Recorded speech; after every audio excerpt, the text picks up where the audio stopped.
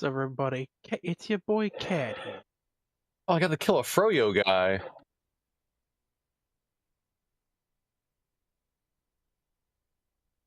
And today we are going to be cultivating. Oh, my dash is nearby.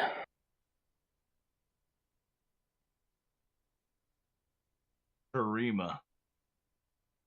No, he's talking about Cynthia. Yeah, what enemy are you fighting that sounds like fucking Yoda? Am I? Yeah, because all I have I'm no hearing idea. is Lego Yoda.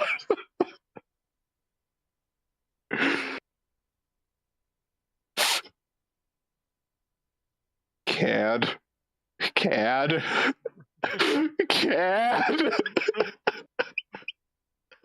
You know what I have to say. We're spazzing.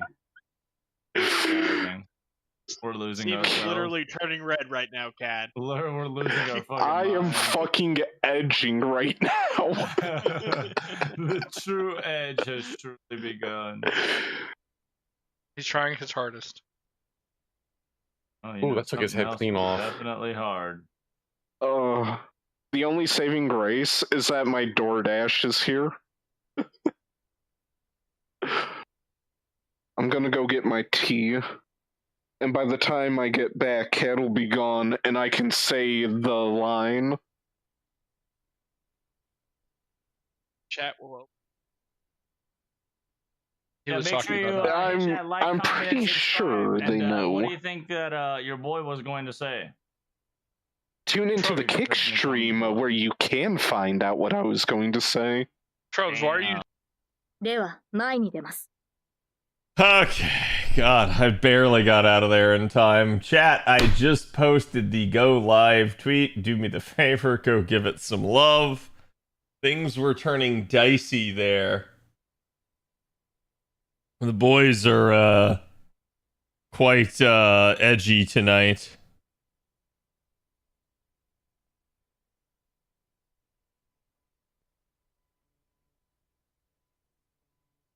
Okay.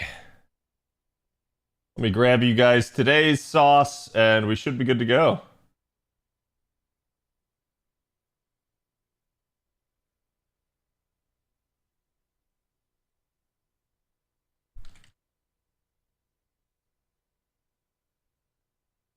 Oh, chat wants the booty. Is that what it is?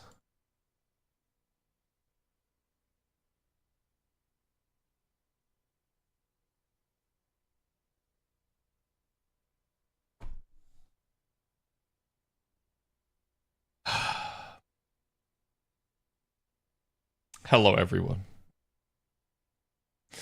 Here is today's artwork. Go give the artist some love. It's a beautiful piece.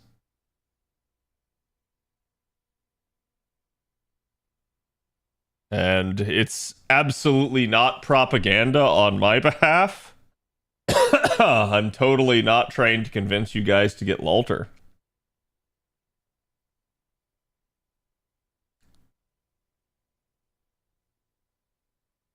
Hopefully no one encountered the dev Zoopsie. I didn't, obviously because I haven't picked, but I did see apparently a lot of people were getting bricked over it. Basically, if you did a Bleached Earth node to instantly bond everybody up to, like, say, Bond 3, for instance, it would apparently crash the game because the Bleached Earth nodes have so much bond. I guess the game just really couldn't handle it. And it's probably like the check at the same time against the the campaign, as well as the bond levels increasing, was too much, and it basically was just like crashing the game. So people were stuck in functionally an infinite loop, as far as I understood. I guess you could back out of the node and it wouldn't be a thing, but it was a problem. But the devs actually got it patched pretty quick, because I guess this was happening to a lot of people. So they did a very good job in that regard.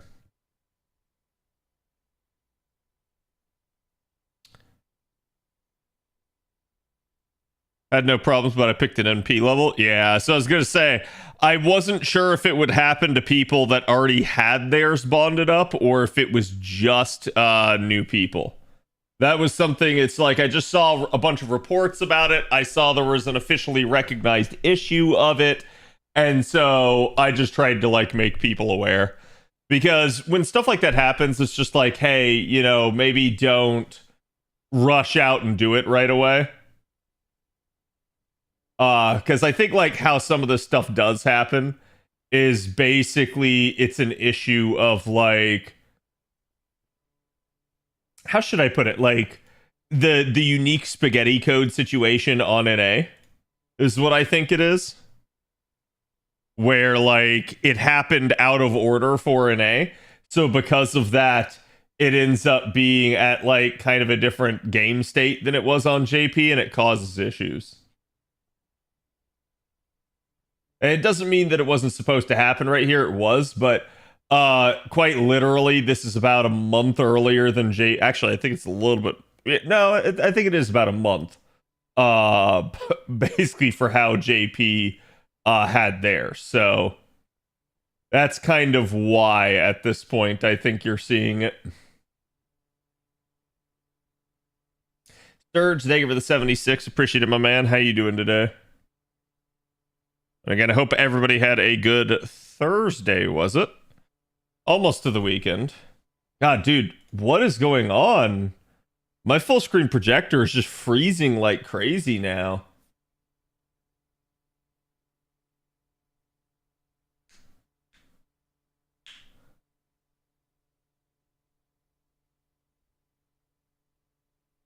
Lost my account until an hour ago due to this. Yeah, that like it was a big issue, and that's why I think they were trying to deal with it so fast. And I saw a bunch of people kind of getting upset, saying like, "Oh, why didn't we get more Apologem quartz?" And I'm like, "We only got a single golden apple as the reward." And I'm like, "Well, I can understand they probably should have done something like give out a quartz. Keep in mind that probably requires like approval." And they probably just valued getting the fix out as fast as possible. So I don't blame them for that. I am going to say it sucks if you were one of the people that was bricked, though.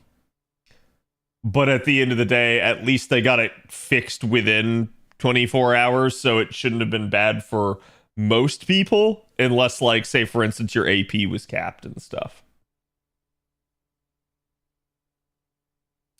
Let's do NA here.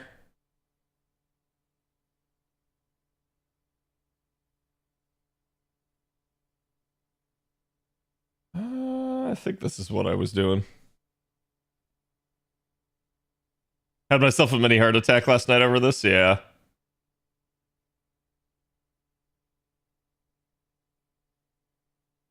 This patch should have been checked a bit more. The bricks, some buttons, missing translations. To be fair, okay, chat, when we say it should have been checked some more, I'm not going to disagree with you. But to understand how this happens, please understand that the NA staff is just a bunch of localizers.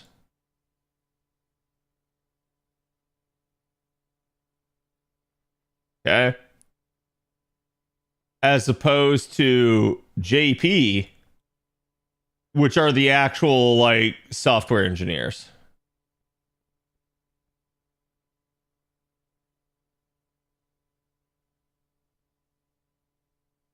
So even if NA discovers an issue, there's nothing that can be done.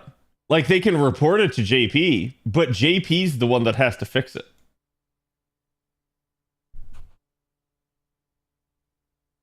And therein lies the problem. In fact, in that regard, it's a good thing we got the fix as fast as we did. Because if not, you might have been bricked for over 24 hours. And that's a little nasty. That's not the end of the world. You might not miss a login bonus or something over that. You'll probably be fine. But that's still like, we've had stuff like that happen before, and it's never a good sign when it does happen. But yes, JP handles all all of the actual game updates for NA. I think a lot of people don't understand that. And that's how, like, there is such a disconnect. And that's also how I suspect that, like, things just go unchecked, things go untested, because I think JP, when it comes to an A, just kind of phones it in a little bit. Okay? At the end of the day, I'm okay with it until something hits the fan. The Ivan raid is one such example. That was really bad on their part. We completely lost Ivan due to it. Another example was the day that shall not be mentioned, where everybody's login streak was broken. I blame JP for that. I blame the fact that JP also a month later, actually less than a month later, had the same issue on the JP side and fixed it and restored the login. I blame them for the fact that every single veteran player of FGO has a marred login bonus.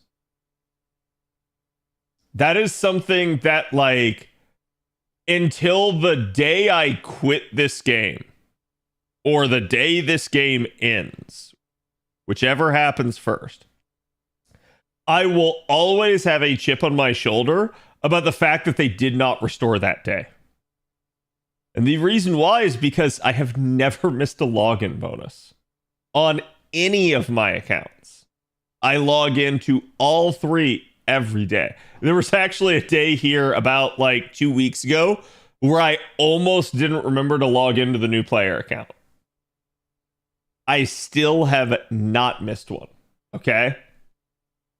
So the fact that that broke that streak was just like a swift kick in the balls to everybody that wants to play this game. And I am going to say this. I do believe that moment did more damage to the NA server than like any number of other things has. I feel like if there was actually a point where we could point at it and say like, hey, this maybe like tangibly pissed your player base off and cost you something in the long term, I think it's that moment. So it's like they ended up compensating us for it, but I was willing to let it go as just like it is what it is until the JP side actually had the same issue and fixed it. So then they proved that it could be done and they just didn't do it for NA. Like, I'm dead serious.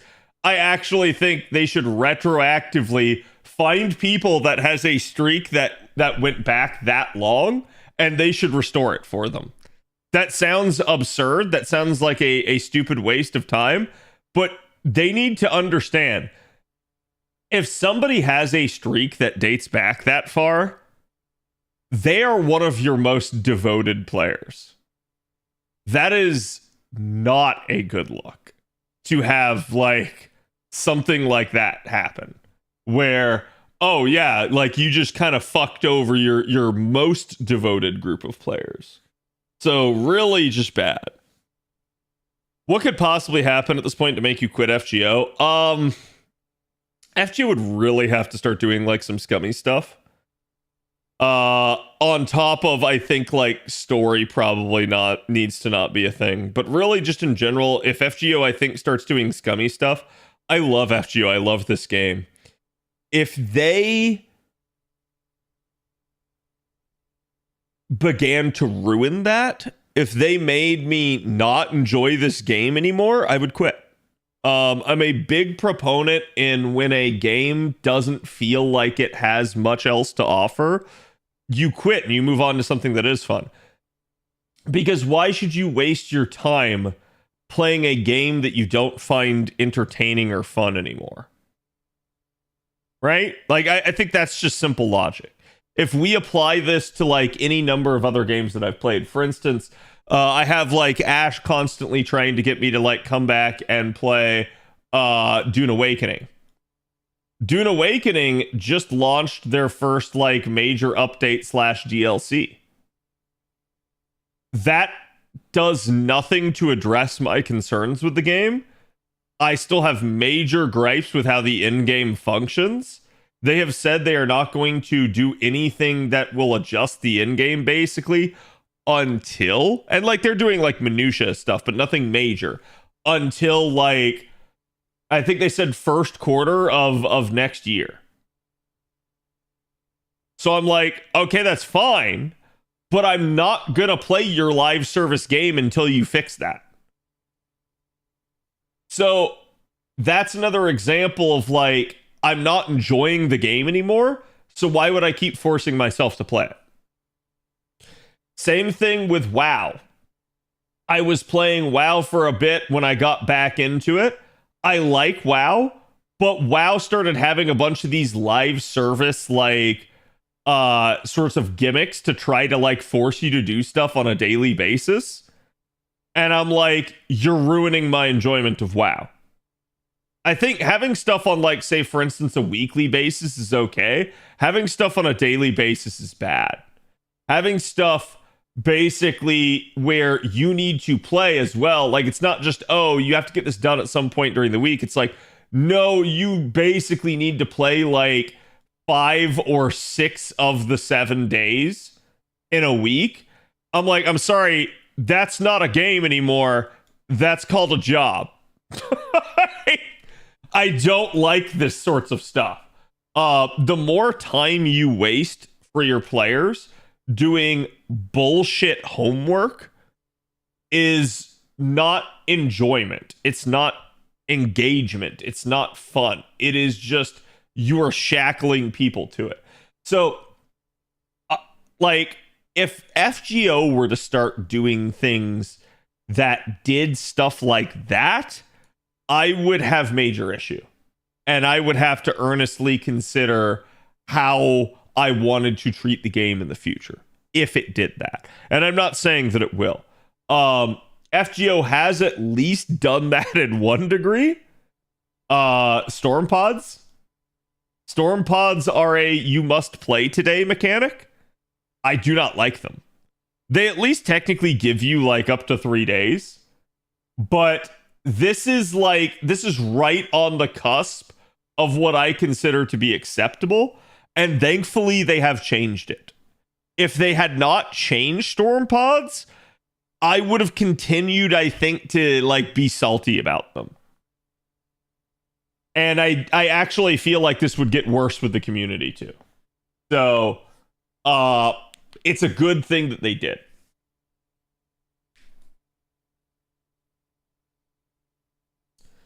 You know, it's truly sad, Bungie being one up by NetEase of all companies. What's going on with there? Just casually exploring Guild Wars and Lotro? Oh my god, Lotro's still a thing? Holy hell.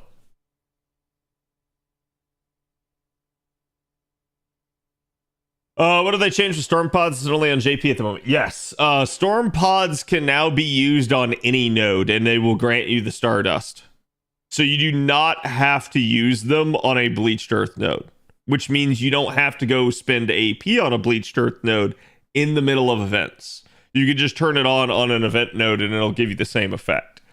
That is really, really fucking nice. And it's something that they absolutely should have done originally with the design of it, but they had not. So, like I said, it was something that I didn't like it, and I'll explain to you guys why. So, like, right now on NA, you guys already have the first fix, which is basically half AP during events. Okay? Why does that matter? Y'all don't realize how good you have it. If I were playing the Wandjina event, and we didn't have half AP storm pods during the event, and I didn't roll the Wandjina event, do you know what I would have to do to complete the shop? I would have to min-max my storm pods.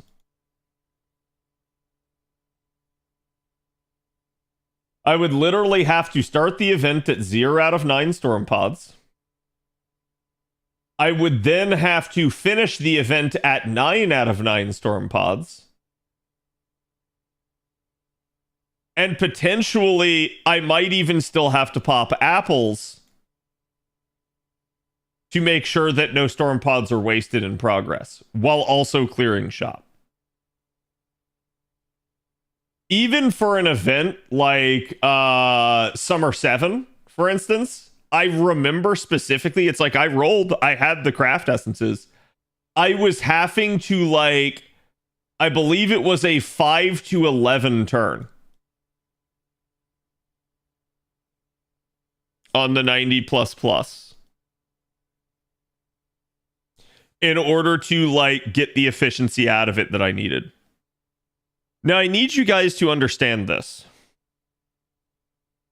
That is an account, and it's my JP account, so it's not my Whaley NA account, but that is an account that should have no trouble 3-turning anything in the game. But in order to complete an event on Nat AP, while not wasting storm pods, I had to do that. That's not good. I can't describe to you guys the feeling of being somebody that could 3-turn all end game nodes for 5 years to then go back to having to play the game like that. That's why they made the change. Because there were psychopaths like me that would just do this. There were also psychopaths that would just say, fuck storm pods, I'm not doing them. So the devs knew they had a problem. They knew they had to make the half AP discount permanent. And that was their first change that they did to storm pods. I was in the fuck storm pod camp. Yeah, there were a lot of people that were. Right? So it's like, no matter who you were probably pissed off about the way storm pods were. Because if you're in the fuck storm pods camp, you're pissed off that you're wasting them. And if you're in the psychopath 5 to 11 turn at max bonus camp, you're pissed off that you're not 3-turning, that you're having to do this in order to actually achieve the efficiency you desire. That's not good. It's just a wedge in your player base. And it literally just pisses them off and gets them upset with you, the developer. So it's one of those things where it's like, I think they saw the writing on the wall and they just said, no, we're going to deal with this.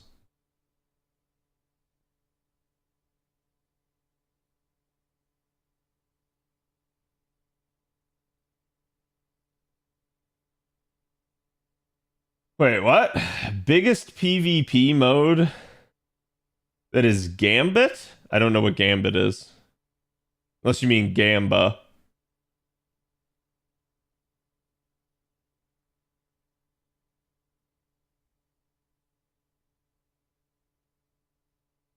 No, I know they're talking about Destiny and PvP. I don't know what it is.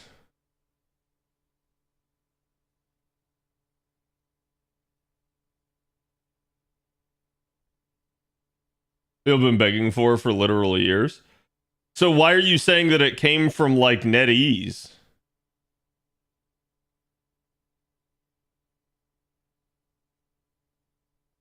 They don't want to put pressure on FGO players to play every day. Yeah, do you remember when I went over that interview and I called it bullshit? And do you remember why I called it bullshit?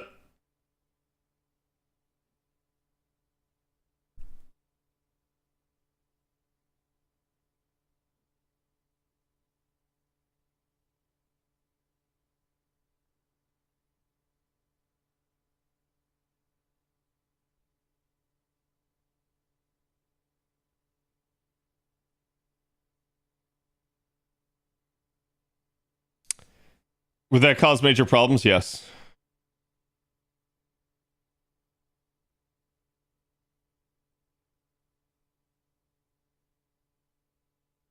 NetEase made a mobile version that's better. Hilarious.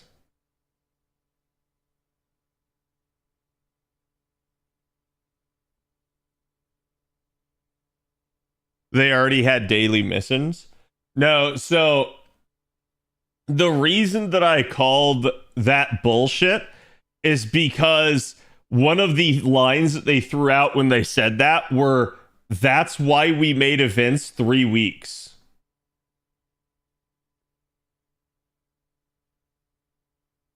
And I saw that and I was like, no, it's not. Chat. I talk a lot about this, and usually I'm a big proponent of the devs. Usually I will extol their virtues and when they're doing things good. The thing is, y'all need to understand something. When a developer is giving an interview, is the developer going to tell the truth? And you need to earnestly think about this. And if you say yes, I have a bridge to sell you. Why is the developer not going to tell you the truth? Well, because you can't handle the truth. If they told you everything that was going on behind the scenes, you would think that they were the most dysfunctional, incapable, untrustworthy fucks imaginable. Simultaneously, if they told you the truth, you might hate some of the decisions that they're making. The reason events went to 3 weeks was not to give players the ability to not have to log in every day. It was to give the developers more time because they weren't able to hit their schedules and their workloads. That is the truth. Look no further than the developers couldn't handle 2-week events. That is why they switched to 3 weeks. If you don't believe me, look at the delays that they had prior to that. And look at how, since we've had 3-week events, we rarely ever see a delay now. Simultaneously, the reason I called it bullshit is because if that was their stated premise, hey, that's interesting. Why then do you still need to play like just about every day of an event to clear it on that AP with no CEs?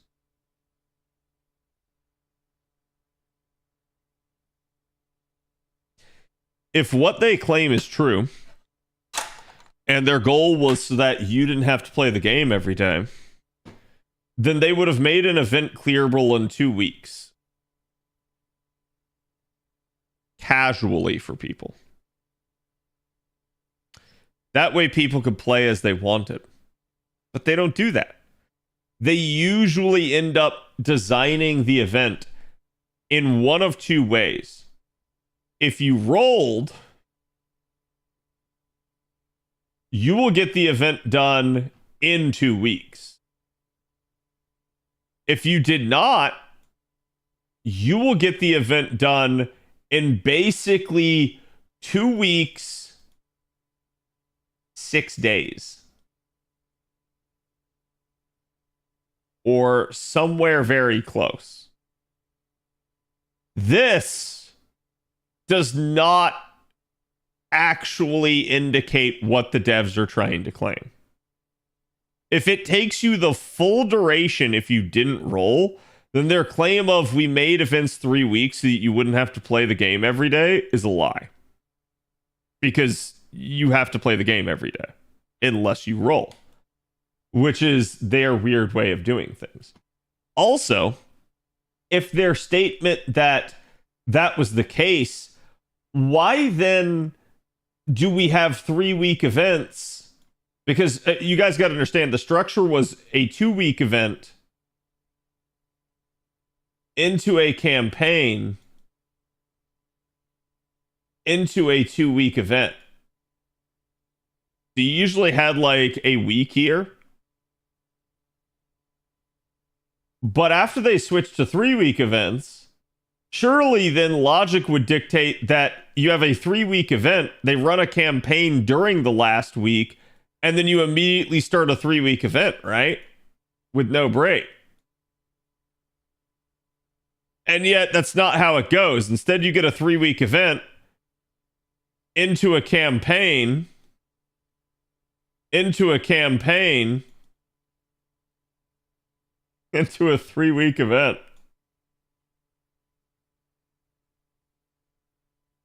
This is how you know the devs are full of shit. The devs are just stalling for time because they have to. They can't meet their work schedule and their workload demands. That's the problem. Because otherwise the change would have resulted in this, and it didn't result in this. We don't see any of this. We see this constantly. So yeah, the whole like, oh, you don't have to play every day is like, it's one of the most laughable like lines they've ever thrown out, in my opinion. It was so patently false and hilarious to me. Of course you have to play the game every day. Why would a developer design a game that relies on forming habits and keeping you in an ecosystem constantly? Why would they design it willfully so that you didn't have to stay in the ecosystem and play it every day? Of course they wouldn't do that. They have no incentive to do so. And doing so, if anything, would actually hurt them. So, of course they wouldn't.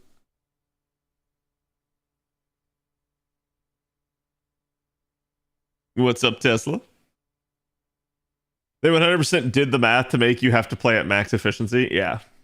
And that's why, like, a lot of this stuff has gotten criticism from me over the years, because I look at it when they make the change. I ask myself, what will the like what will the net impact of this be?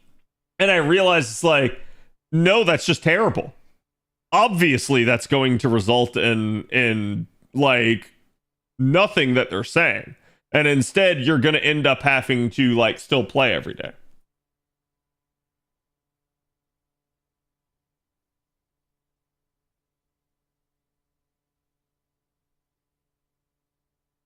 Why aren't Lotto's 3 weeks? It's not because they hate the players. It's because they know that if they give you a 3-week Lotto, some people will just abuse it. Also, you will begin to see extreme diminishing returns for the vast majority of the player base after the second week.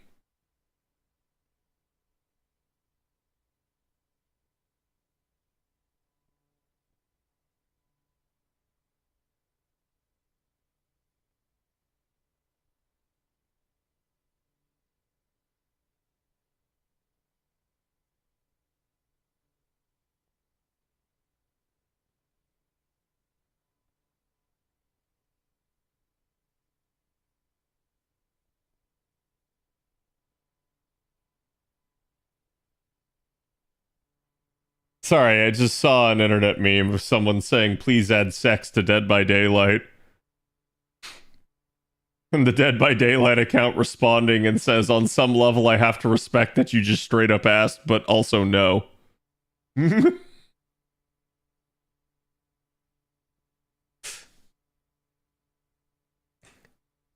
single can't hire more programmers.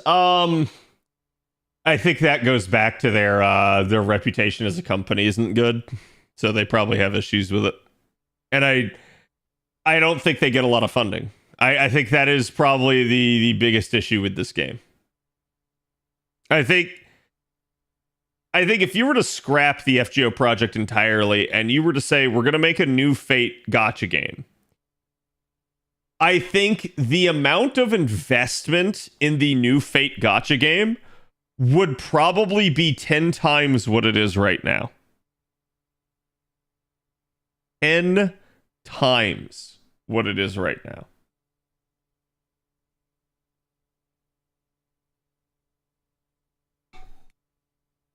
And I think telling a company that you need more money is something that they don't like to do.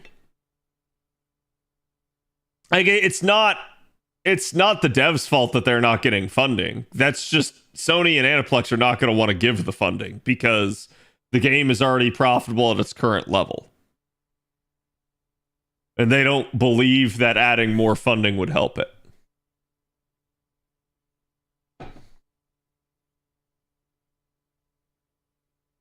Do you think the past few months on JP is specifically designed to try to drain players' Apple stocks? It is, but no. No, I don't believe it's specifically designed to. I think that is how should I put it, unintended side effect. It is just there. It is a thing. And they are reaping the benefit of that.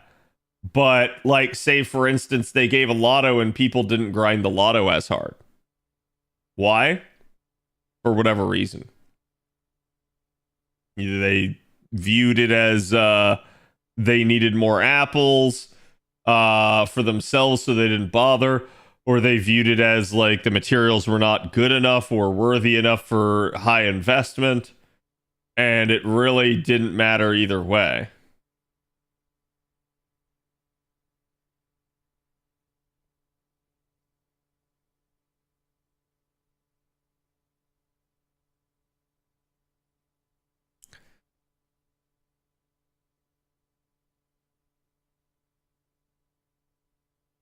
You get one gold apple for nearly losing everything. You wouldn't have lost everything, but if you had 2 Genshin edition. No, I'm just saying that I expect that the investment in a new Fate gacha game would be extremely higher, because a lot of like new gacha games are trying to compete with the big dogs right out of the gate. And I feel like that is just now the expectation of what's required.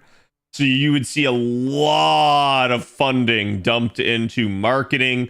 You would see a lot of funding dumped into like game development overall. You would probably see a whole lot more graphical improvements no matter what the style of game was, including like things like 3D and everything like that. But from there, it would depend on the type of game and how much further investment you needed to give it.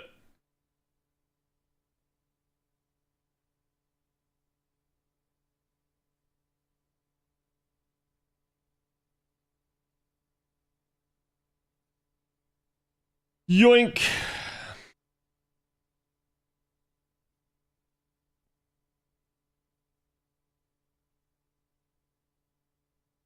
The game is still registering logins, even if all you could see was a white screen. Yeah.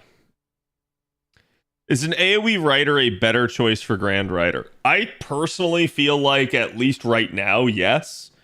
Remember, you can always switch your Grand later, so that is what it is.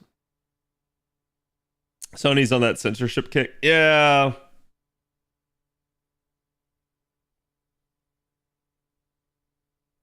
Oh, Wua versus ZZZ versus Genshin. I'm gonna be real with y'all. Everything that I have seen tells me that the biggest earner for MiHoYo right now is Honkai Star Rail, then Genshin, then ZZZ. Every like income metric tells me that this is the way things are going. This is why, according to MiHoYo, Zenless Zone Zero is a commercial failure. Which is wild, because it's not like it hasn't made money, it's just not on the level of the other two, and so they consider it to be a commercial failure from their standpoint, which is, I'm sure like any number of companies would kill to have a game as successful as ZZZ.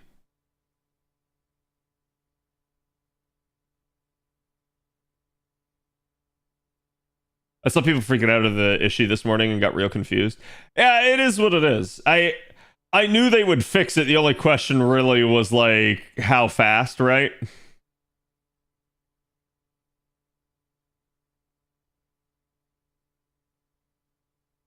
But no, I mean, I'll be honest. I think like at this point you have Uma, you have Wuwa,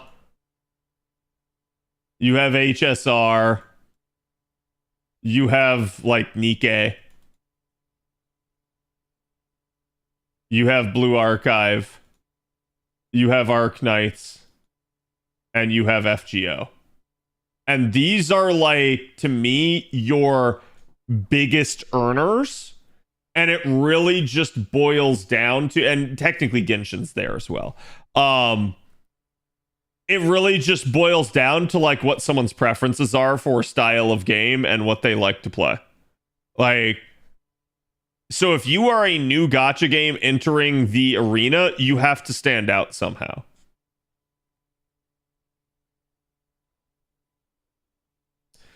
ZZZ seems to be picking up. No, I've seen some big streamers on it. No. Chat, you guys need to understand something. In a lot of cases, streamers might be an indication of the popularity of a game. There's a problem with that. Don't trust any streamer for anything, miHoYo. Why? They're all paid. I'm not kidding you, chat. Any streamer worth their salt is getting basically paid off to stream it. And that sounds crazy, but it is a thing. For instance, I still get offers from miHoYo. And I haven't touched one of their games in like 5+ years. Any proof of that? Yes. Yes, I could prove it with my own email if I needed to. They run campaigns for it so often. It's hilarious. Meanwhile, something like, say, for instance, like Raid Shadow Legends, I think it's finally died. I have not gotten any campaigns for that in a long time now, which is good. But yeah, I guess the reason that I'm saying this, chat, is just because you see more people streaming ZZZ does not make it more popular. It literally just probably means they're running a campaign at that moment. And I do think streamers have caught on to that. And a lot of them are just going, fine, I'm just not going to stream your game until you pay me. Funnily enough, I still see some stuff for Puzzle and Dragons. Puzzle and Dragons not bad. I just don't like, I'm not going to talk about something like Puzzle and Dragons with regards to gacha games, because to me, while it definitely can be considered one, it is not in the realm of like the stereotypical ones that most people do. It is its own unique beast, which is interesting in its own right.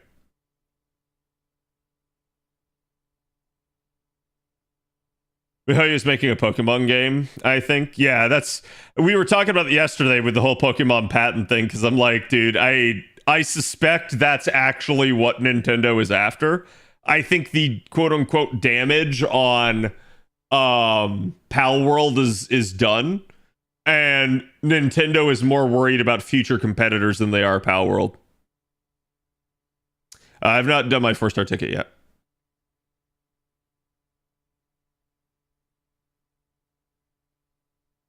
Praise the heavens, Raid is dead. I mean, it's still around. I don't see them doing campaigns for it anymore.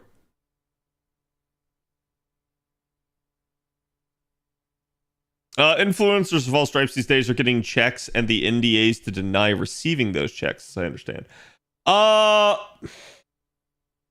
As far as I know, no Genshin campaign has ever, or I say Genshin, no Genshin, HSR, or Zenless Zone Zero campaign has ever made you sign an NDA. That may be something, though, at the higher echelons. That I couldn't tell you. Like, if you're on the level of, like, say, for instance, like Tectone or something like that, it may be a thing. I wouldn't say every streamer yet, but I have a feeling most are. Oh, yeah. Sorry, let me be clear here. Smaller streamers, no, right? Like, if smaller streamers are streaming a game, it usually is a sign of popularity. If bigger streamers are streaming a game, it is not an indicator necessarily. It could be, in the sense that, like, oh, it could be like launch day for a game, and it's like, yeah, maybe everyone's trying to check it out, but also even in those cases, you'll see streamers that are getting paid to cover it on the launch day. So it really just depends. And that's why I say it's like, don't use streamers as a metric for how popular a game is. As somebody that is in that sphere of things and sees what goes on all the time with it.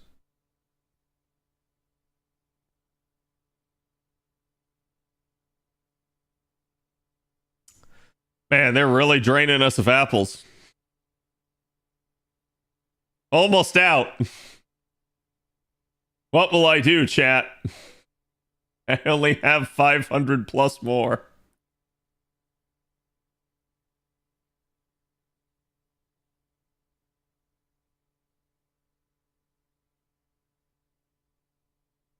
Every option I wanted has bad banner timing. Saito and Emiya Alter both getting banners during 10 New Year. And Summer Anna right after OC1. Yeah. I got a 4-star C this time. Tomorrow is the double chat.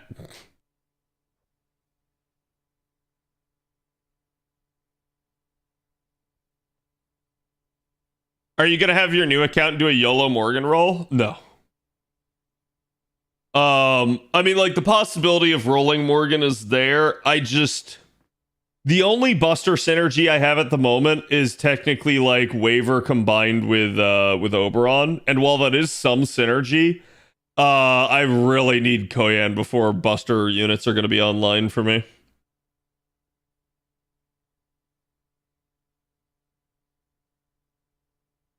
Pardon, I didn't mean everyone, just a broad swath, a random walk, a scatter point plot. Yeah, and that's like, when I was saying that as well, it's like, I'm not meaning every single streamer. I'm just saying, like, the bigger streamers usually are the ones that are actually getting paid, right?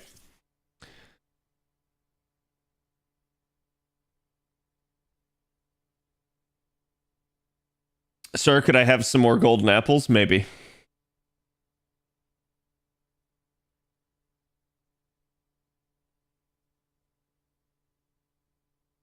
Patent lawsuits are double-edged sword because while they can be more stable if your patent does shaky ground, it could unravel all the patents and cost you the patent in its entirety. Wait, what do you mean unravel all the patents? Like, if you're saying, like, if you have patents that are based off of, like, one patent, and that one patent gets, like, sued over, yes, that can cost you your other patents. In general, just this one patent getting attacked wouldn't be the end of the world. But yeah, I guess if they on closer inspection looked and saw that like other patents that Nintendo has filed have been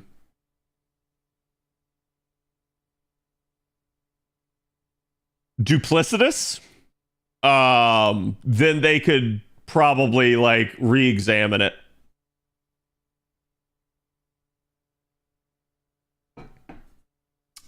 Pretend I'm too lazy to find the video again to watch. How good is Corday Castor again? Because she seems good. Oh, let me tell you by sending you my video.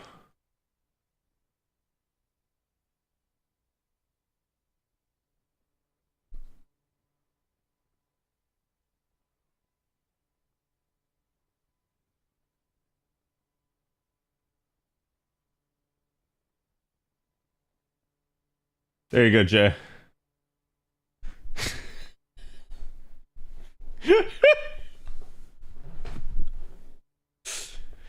Give me those analytics, big boy.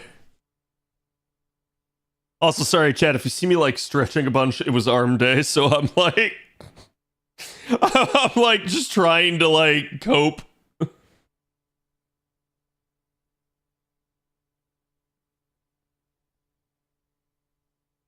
Who's the right to patents? Yeah, I was gonna say, if they get found that it's like you were filing patents that you didn't actually have a right to, and that gets proven, yes, that could in theory cost you everything. Wait, what? Oh, Dogecam must have reset. I did have that power outage the other day.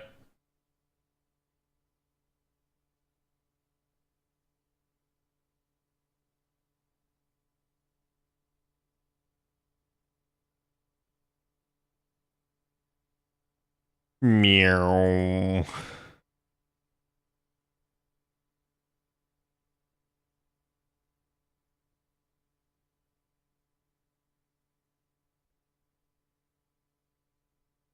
Enhance? Want another enhance? No, that's too much. CV pumpers is what they do. Okay, so that's that. Chat, let's go to NA. Let's pick my 4-star ticket.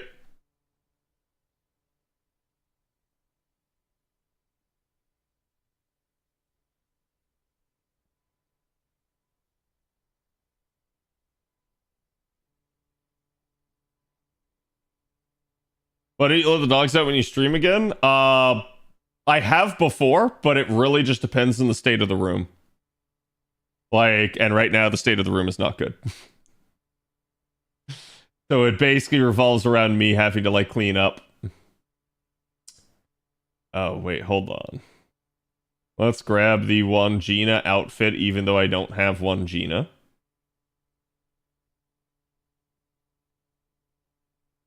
Let's then grab the koala hugger. The platypus cookie. I don't have enough for that.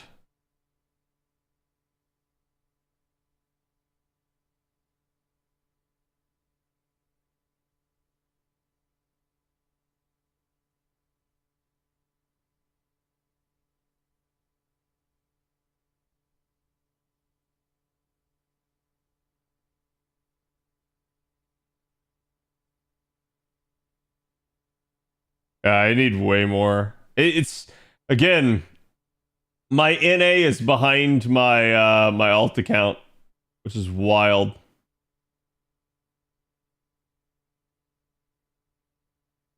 Your opinion is Wandjina cute? Yeah.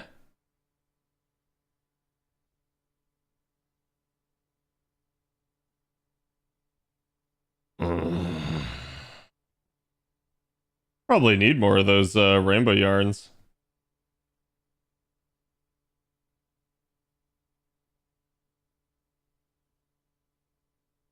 Okay, chat. So the NA pick here is not like for the main account. It's not gonna be a complex thing. There are many good units here to choose from, including saber faces that I would love to grab. But at the end of the day, there is one that I have to grab.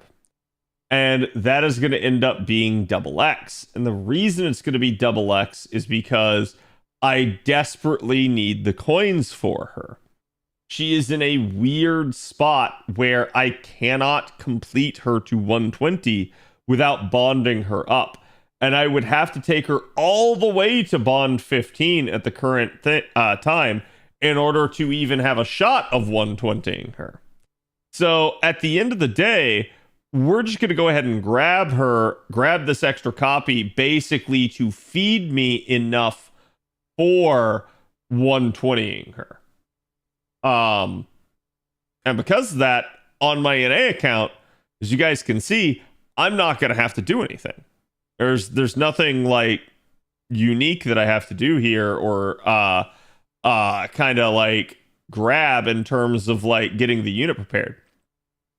Basically, we also get the 50% attack up for this, which is really nice. And I believe you'll also get like increased efficiency for leveling the character. But because this is an existing character for me, I don't have to do that.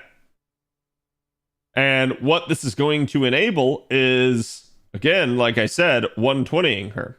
You can see she was already at such a point.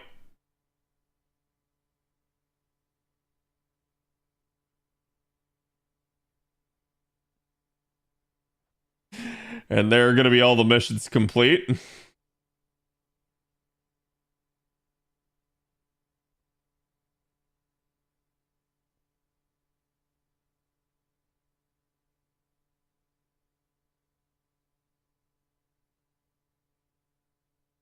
Good lord.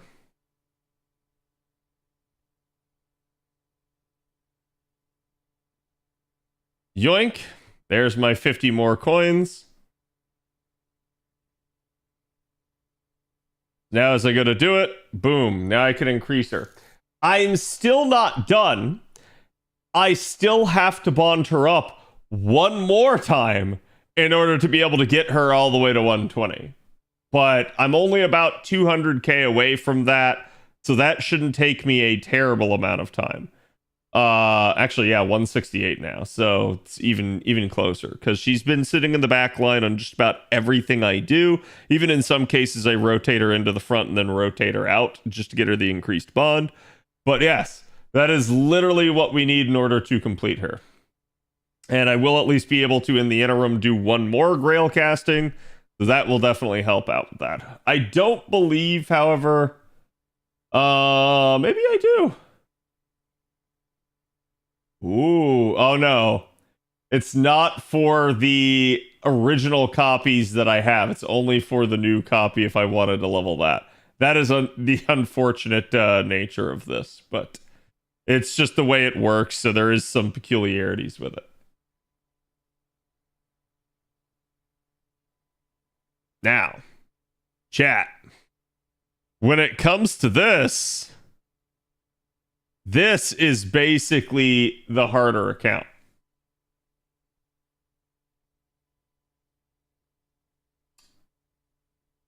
This account has a lot of good stuff. And tomorrow, this account will roll for Castoria. It's already at a point where it basically ends up having, like, let's just show you guys the 5 stars, for instance. It has Ask, it has Castoria Berserker, it has Waver, it has Proto Merlin, it has Oberon. So it actually has quite a bit of supportive capability. Like I said, I will roll OG Castoria here on Friday, hopefully. And that will be the makings of a really good arts team, at least for single target purposes. What I don't have is... It doesn't go live until Saturday. Oh my god, dude. The delays on this are ridiculous. Either way, we'll roll whenever we need to.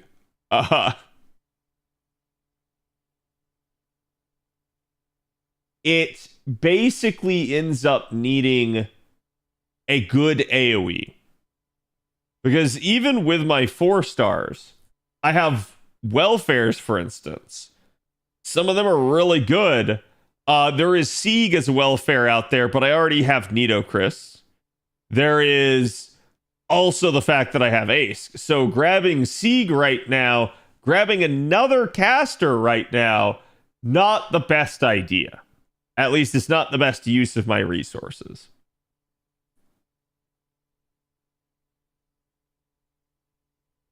So when it comes to picking the ticket, this is going to be interesting. I do feel like... Let's real quick look at it. I think it's Evocation Festival. Well, let's just... There you go. This will be easier if I do it this way. So we are on part 4 on an A. November, we get another one. And we are going to get Shiki, who's a really, really good one that a lot of people should be picking up.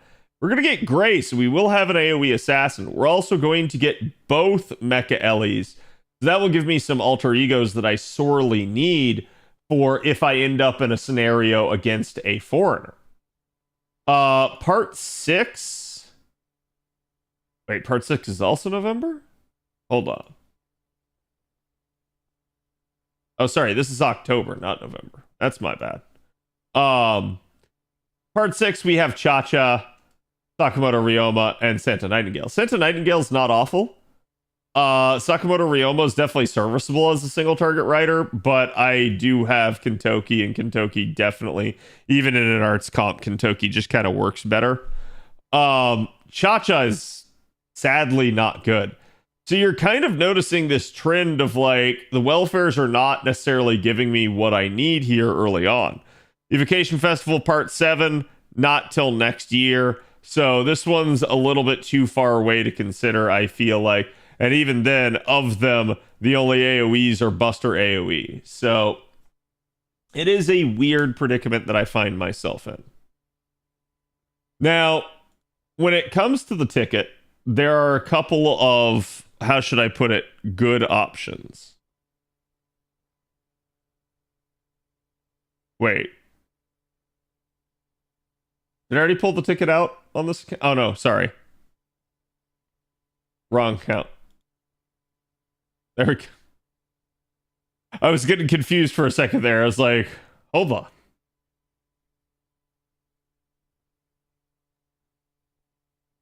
So, when it comes to picking the ticket here, there's a couple considerations.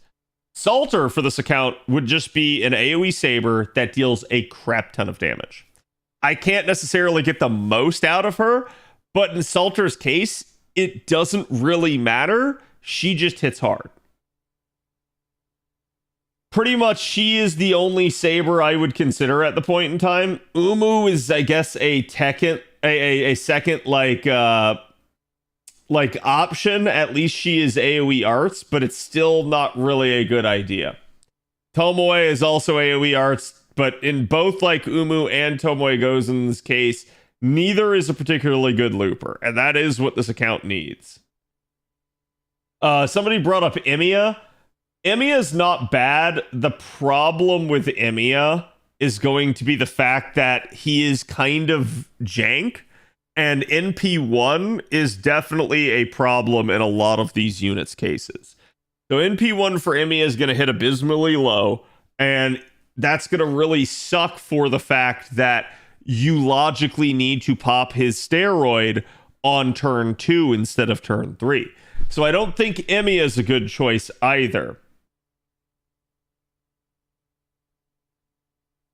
Sorry, where were we? There we are. Atalante is AoE quick. I don't really have the support for that right now. Helena Blavatsky Archer actually can Black Grail loop if you full support her, but realistically speaking, I don't think she's a decent option for me either.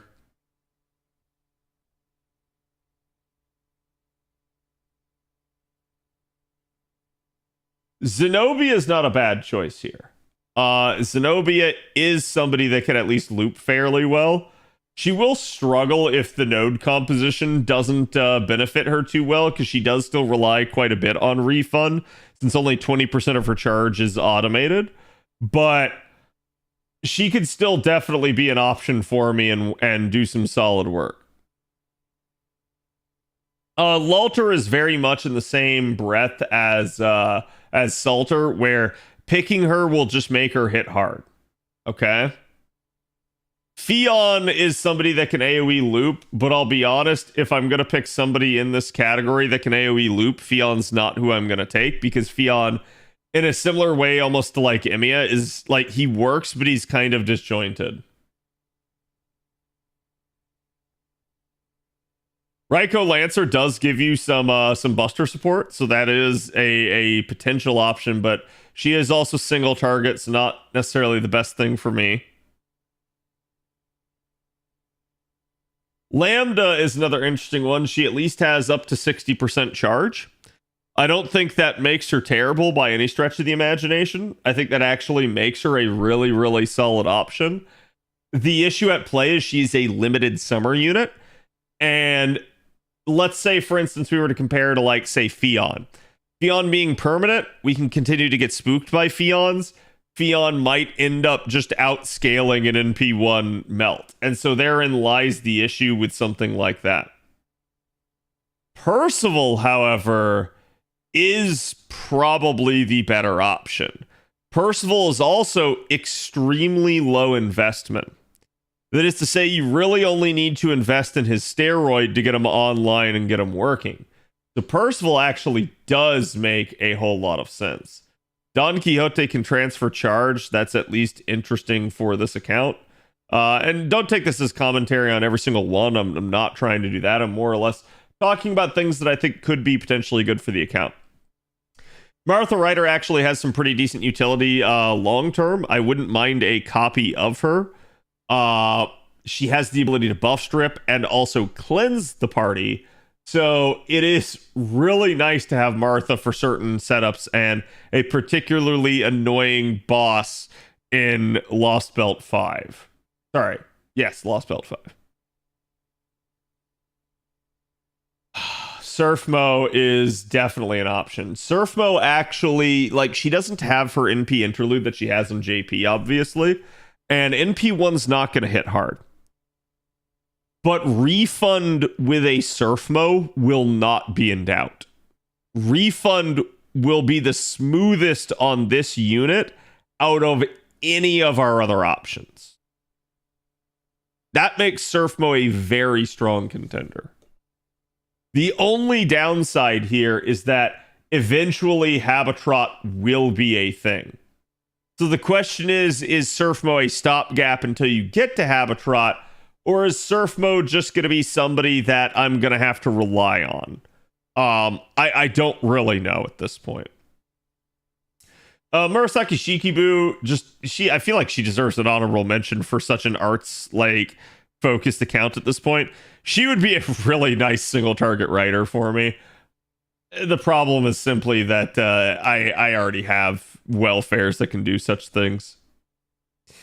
And that is kind of the consideration as well, is like, do the welfares fill the niche that you're looking at? Lily wouldn't be a bad healer to pick up, but don't necessarily need it. Blavatsky caster was somebody that I was originally thinking was going to be the pick here. She is a 4-star support, and she is also a decent damage dealer in her own right. The problem with Blavatsky is going to be that is yet another caster. And I would prefer not to at this point. Blavatsky is really, really strong. In fact, I believe my JP account still doesn't have her. And it would definitely like to have her. She is sneakily good in certain situations. And I do not regret having her on my NA account, for instance. She has been super useful to me at times. Even if just trying to get away with less at times than trying to like sock it in a 5-star or someone like that. So she is definitely somebody that I'm going to say like everybody picking on this ticket should consider. But I don't think she's the right play for this account specifically. Nito caster, I could certainly make the one that I already have stronger. That would bump her up to NP2. It would help the damage out quite a bit. But probably not the best use for an early account that doesn't have a whole lot of options yet. Gilcaster is at least another pseudo support in the same way that we said that everybody should probably be considering Helena. If you need an art support, you should probably be considering Gilgamesh. He is at least competitive with the likes of, like, say, for instance, Tamamo in terms of increasing damage for the party. And he does help facilitate looping. His later on buffs have given him, like, party charge and stuff, so he's actually not in a bad spot. He's very solid now in JP. Cersei just recently got an NP interlude. And honestly, not a bad choice either, at least in the sense that single target caster can be kind of annoying to get your hands on. Shiba is basically in the dumpster at this point. The devs pretty much killed her when they leveled Medea and gave her the buff. Shiba's just kind of blown out because she is a story locked unit, and you would have to have a whole lot of work to make a Shiba stronger at this point than your Medea. Mew's actually a pretty decent support as well. Corday Caster would probably be my choice if I were going after a single target caster. The split charge is really good. She's single target. She's arts. Her refund numbers are really solid. Daiko Kuden is like low-key a really well-kept secret of this ticket. Again, if I had quick supports, Daiko Kuden would be a consideration, but again, the fact that I have so many casters, I really shouldn't pick one.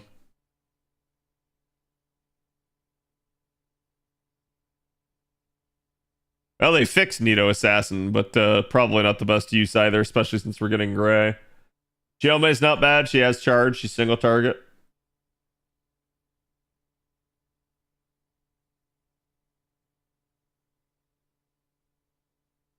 Yeah, the Berserkers are sadly kind of duds here for me. They're not bad. There is at least a pretty decent lineup, including like Herc here, who could be really, really solid to pick up. At least from a challenge standpoint. But taking a look at like some of the rest of them, it's like I don't really feel like the rest of them warrant something.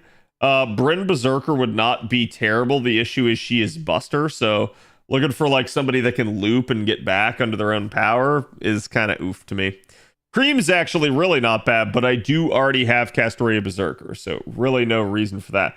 Estrella is really a solid option, but again, same deal here. It's like I really probably shouldn't. Same deal with Eris. Eris or Estrella and Cream are probably... Well, actually, no, not Cream. So, Eris or Estrella are probably who I would consider as a pick for an alternative to Castoria Berserker if I was worried about like facing a foreigner or at least somebody that was going to make a Berserker non-viable. In that regard, both of them are extremely good at what they do. They're very like high octane damage dealers. Double X actually is really, really solid for damage output as well. The problem that I'm going to have with a Double X is a very similar issue of it doesn't really, it's not really what the account needs at the moment. But I do like Double X from the standpoint of she hits hard, she's anti-threat to humanity, and as a foreigner, she can also deal damage to other foreigners. Hephaestion's also kind of rounding out the list here. Another really, really solid option. So, like, the single targets I feel like on this ticket are ridiculously good. The AoEs really just depend. And so because of that, I'm in a weird spot. I think my options at the current point in time basically boil down to like Surfmo.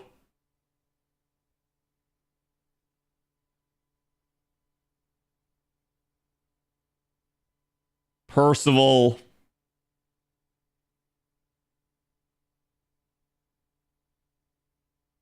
Zenobia. And maybe even like Salter.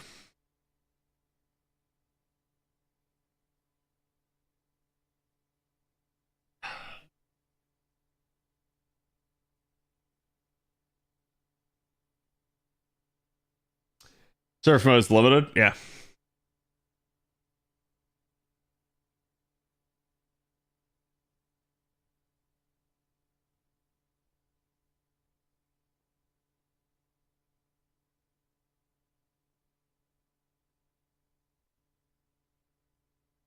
Surf mode gets outclassed by Habitrot for 2 years. Surf mode does, but keep in mind that this account will not get Habitrot quickly. And I don't mean that like I'm not gonna like get through LB. I mean, even once I get through LB, I will get the token copy. Then I still must roll the additional copies. Otherwise, Surfmo will just kind of be the better refund option.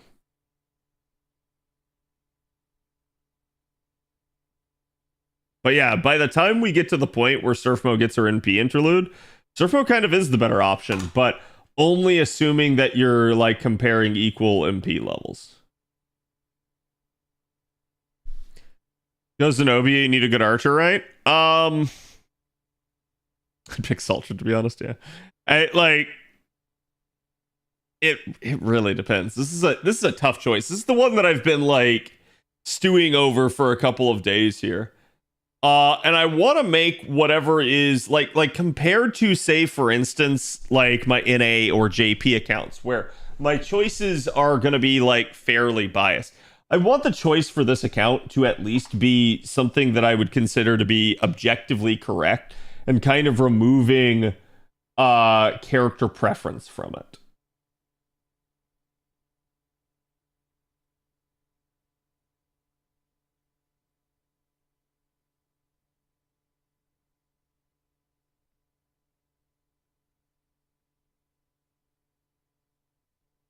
Yeah, I'm Percival is the one that I feel like he's actually like low key the standout here. I feel like in Zenobia's case, she is certainly a nice get, but I will say, for instance, get at least an AoE archer that is solid, though I will have a difficult time looping with her.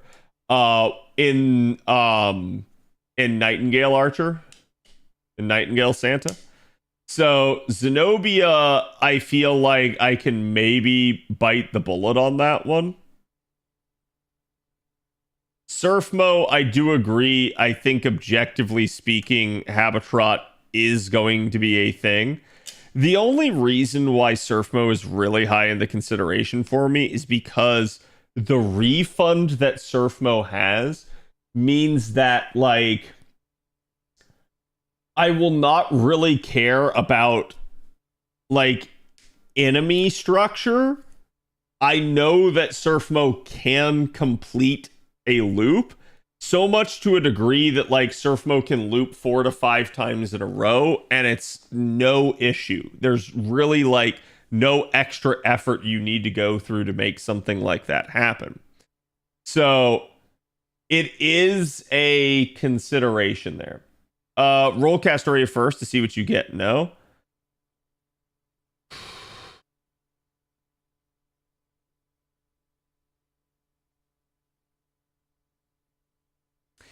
You're not wrong.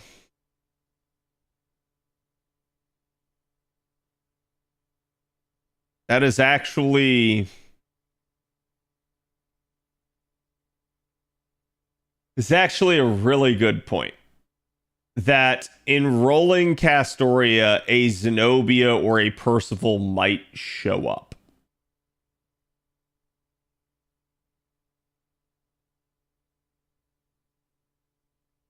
Like, I'm not going to guarantee that something like that'll happen, but it probably, especially since I don't have the like pressing need, since this account can do,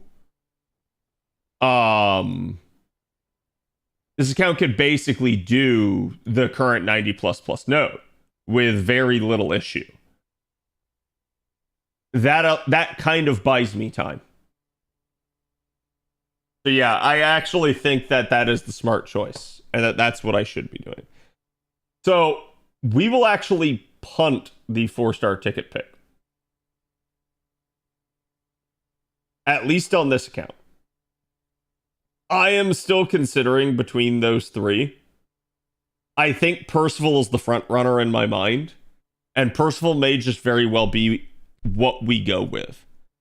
But man, is that a like strong consideration. And I think that delaying it is just objectively smart. So I think that is the go-to.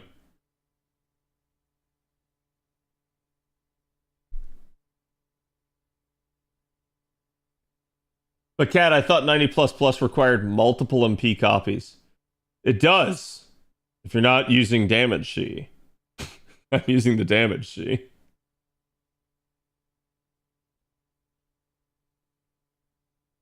And let's be honest, I'm just not 3-turning is what's going on there.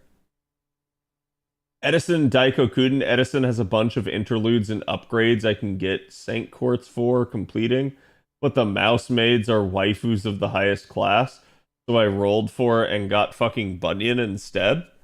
I'm going to be real with you. So when I say this stuff, people have a tendency to like jump all over me. I view Edison as so much of a niche unit that he is the epitome of a unit that you do not have to have.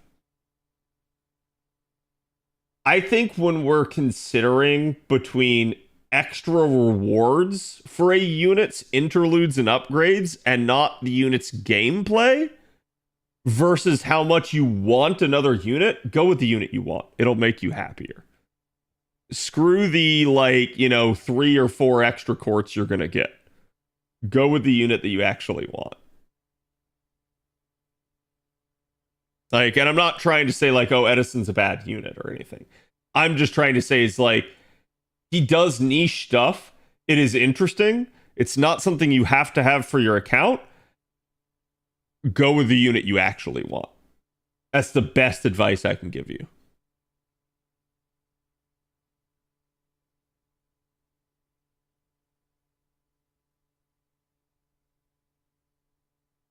Coin flip was my decision, yeah. My coin landed for Edison. Should have gone with Walter.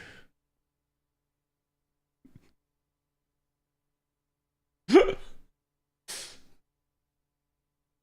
mean, feel free to ask me, Chad, if you need a second opinion. I don't mind. But, it is what it is. And I'm dead serious. Mario Tori is almost Bond 15. Nice.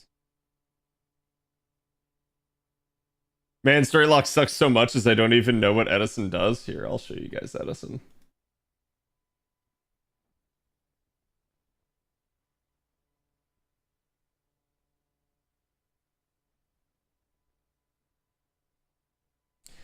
So Edison, and again, he has had upgrades here, basically has cooldown reduction, one ally's defense by 30%. Critical stars every turn for 5 turns. NP gauge every turn for 5 turns, 10%. Party NP damage for 5 turns, 20%. This has also had an upgrade. And the third skill is overcharge 2 stages 1 time. And critical star generate by 30%. To me, this actually needs to be bumped up. The critical star generate's still too low. His NP deals damage to all enemies, seals their skills for 1 turn, and seals their NP for 1 turn. It reduces all enemies' critical attack chance for 3 turns and reduces their attack for 3 turns. He has also had an NP interlude. His damage is okay.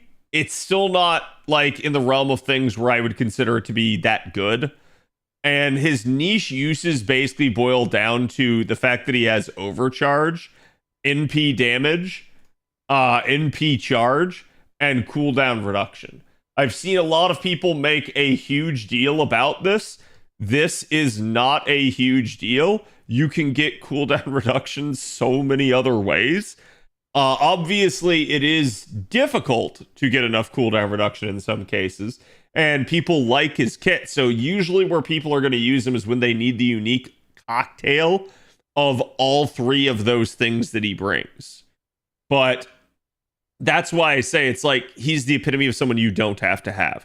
And the damage, like frankly speaking, if you wanted an art support that also dealt good damage, you should be rolling Castor Gilgamesh instead. Castor Gilgamesh will do a lot better compared to Edison. So it really just boils down to if you specifically need Edison's kit. I've rarely used him even after getting him really early into my account. Yeah, it's because like until he got some of these upgrades, he was in a pretty bad spot. Like pre this chat, he had increased to his own defense. He had basically the gauge and stars per turn. And he had the overcharge that didn't even exist until you cleared Interlude 1.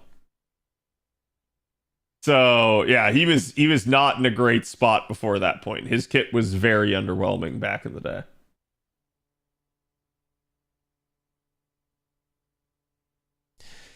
Ten-turn cooldown on Stargain? Yeah, I'm gonna be real with y'all. If you ever see a 10-turn cooldown on a skill, not always, but usually that is a sign that the unit is a very old unit and that skill is a very bad skill. Why do I say that? Well, because 10-turn cooldowns are ridiculous and most stuff in the game do not have that. They have like, at worst, maybe like an 8-turn cooldown.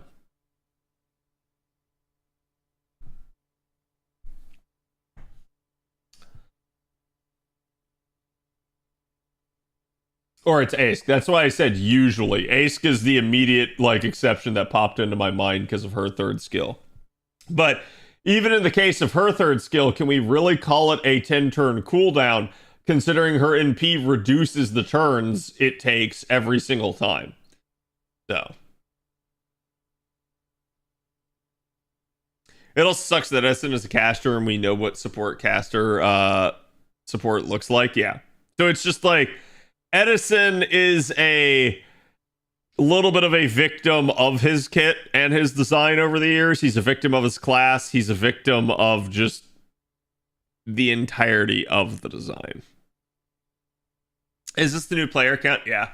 I think we decided that we are going to punt the ticket pick till I roll Castoria on. Chat's informing me Saturday, I guess. So I guess I will have to stream for you guys Saturday for that, because I don't know what the heck is going on, dude.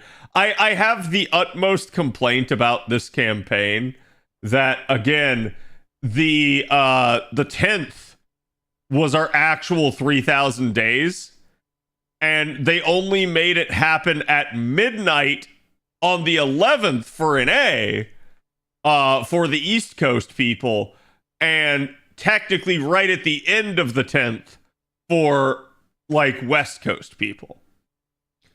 Simultaneously, then they staggered the banners such that you have to like wait 3 days before you can even roll Castoria.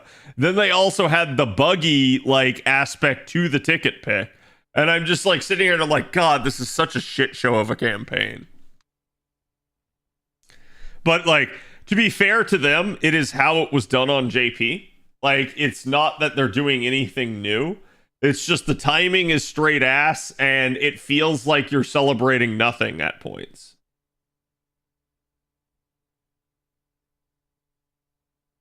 Do you think JP is waiting on another Evo Fest with Summer, Abby, Sojiro, and Van Gogh until we get a lot more welfares?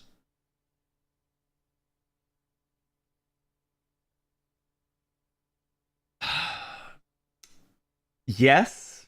I mean, like, there's no particular reason to give them to you right now. You have so many welfares that are available, you're fine. And I feel like the whole reason that they are holding off on those last 3 is this.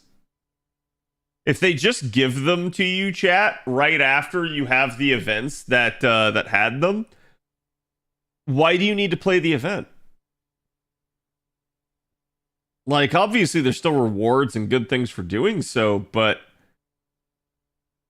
I think the devs, and rightfully so, are building FOMO in to the welfares and trying to make sure that there's at least some there. Eventually, everybody will go to the Evocation Festival.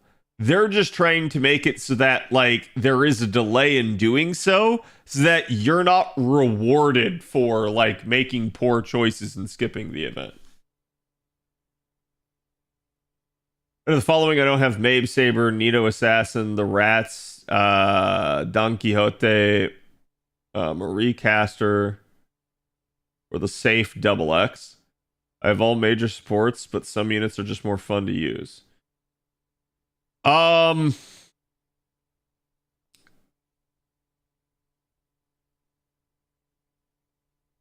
Honestly, there's only even 3 on that list I would consider. And I feel like it comes down majorly to the Rats or that NP2 Double X. Maybe the Don Quixote. For me personally, I might go with the Rats. Like in your case, in your situation. But if you want your Double X to be stronger, there's nothing wrong with it. I panicked at the right screen. I had to reinstall. I hate transfer codes. Dude, Look. Let me say this again for everybody in the back. Okay? This is why we need account binding. This is why we need the Aniplex website. So that nobody fears losing their account when shit hits the fan.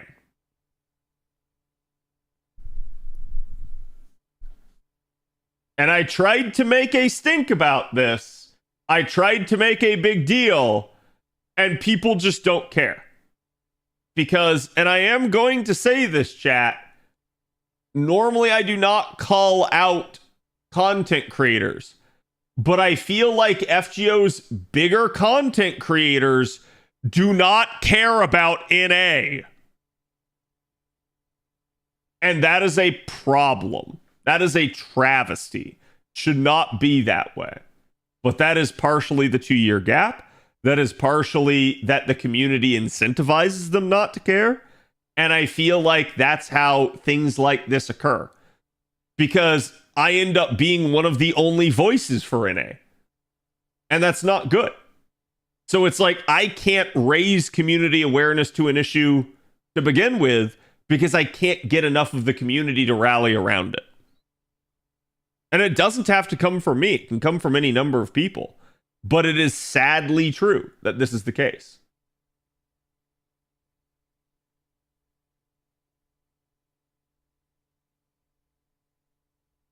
Why would you care about NA? Because it's always behind and honestly there's not much benefit. Why would I care about NA? Because it's literally more content for a group of people that constantly whines that there's not enough content. Also, because you straight up end up having the capability to have perfect clairvoyance functionally with it. And that is a superb advantage that it has over the JP server. So much to the degree that whenever JP actually has something that hits the fan and breaks, this is why people refer to JP, whether fair or not, as the beta server. Because NA never ends up having the problem on the back end, because it gets fixed by the time it gets to us. Now, does that make NA better than JP? No. I personally believe that both servers are pretty much equal. They have their trade-offs. But at the end of the day, it's attitudes like, why does NA matter, that make me say stuff like that. I will pull up the problems with playing on JP if someone starts getting to like be that way.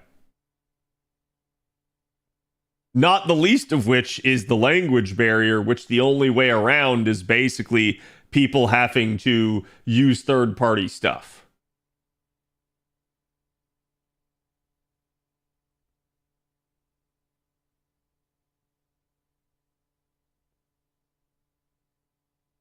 Some people refuse to use said clairvoyance. True. But no, like I said, that's why I feel the need to like say that, is because that should have been made a bigger issue out of, and it felt like the community just didn't want to.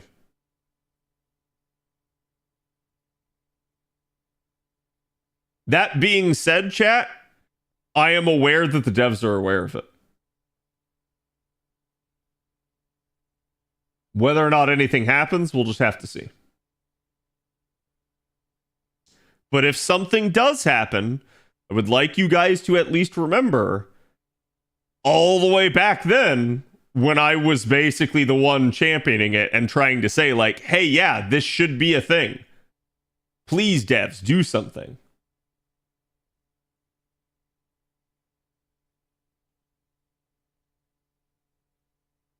I don't know how the FGO fanbase says not enough content. I'm drowning in content. Yeah, it's because you're new.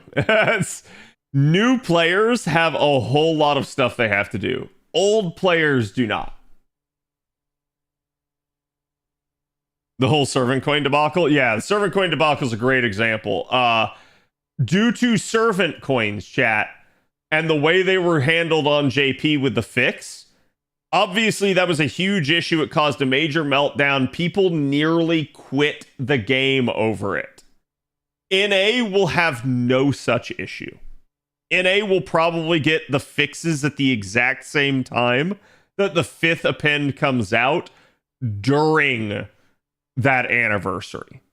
So, like, this is a example of how NA is better, because NA gets the benefit of that 2-year delay, and the devs going, this would be dumb of us to repeat.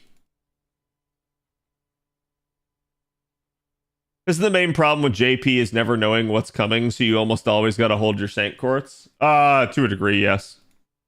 I think that's certainly an issue, but it really just depends on how you kind of play the game. Some players are a lot better at it. Myself included, honestly. Like, if you don't have the willpower to save on JP, JP's a nightmare for you.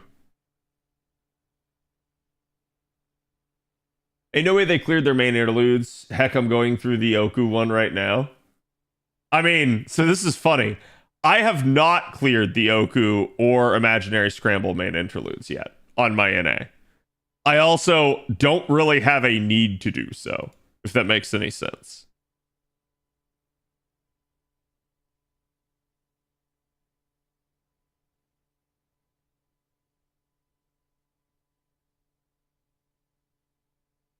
Oh, I hope that's enough. Why does NA matter? Because it's my main account and I don't know how to make that any more obvious. Yeah, I feel like whenever people start to say like NA doesn't matter, they're basically just dismissing the entire NA community. And in doing so, they're welcome to do that, but they need to understand that they just make the NA community hate them. So it is what it is. Again, I play JP. I have no gripes with JP. The only issues I have with JP are the actual JP players, if that makes any sense. And when I mean the actual JP players, I mean the English-speaking JP players.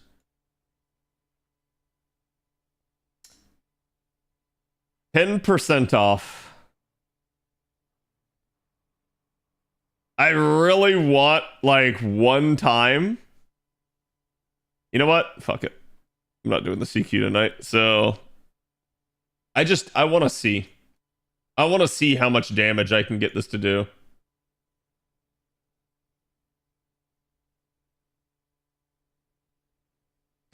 Well, I may not care about serving coins. It was very stupid. Oh, yeah.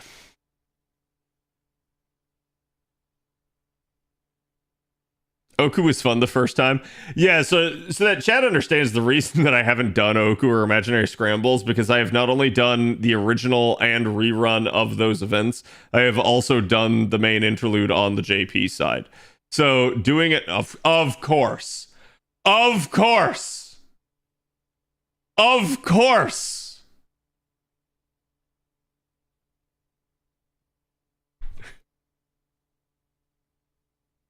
So if you want to know what happened there, chat, like I said, I popped the command seal just to have the missing charge, and I actually did successfully complete the 3-turn. On top of that, we ended up getting the 5-star C to drop. Piece of crap.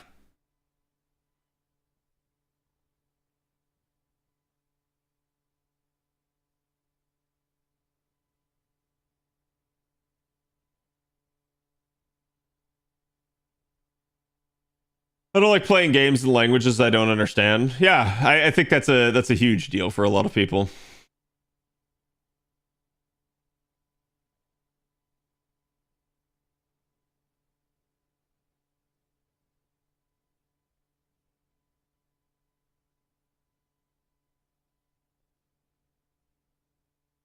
I wonder how many actual Japanese players have NA accounts. They do exist, but I don't think it's a whole lot. My understanding is it's a similar language barrier issue.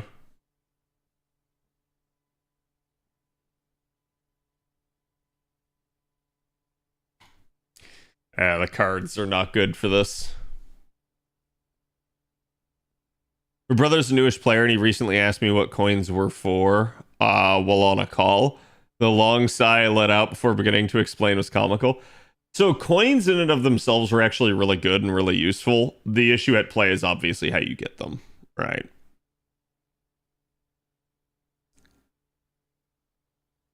One of the few NA players that plays JP in Korea. And most people aren't going to play Korea or China. You're not the only one that I know of that plays Korea, but it is very few and far between.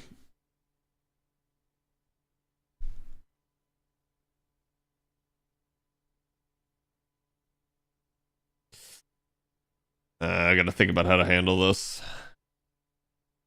I do actually have the arts card.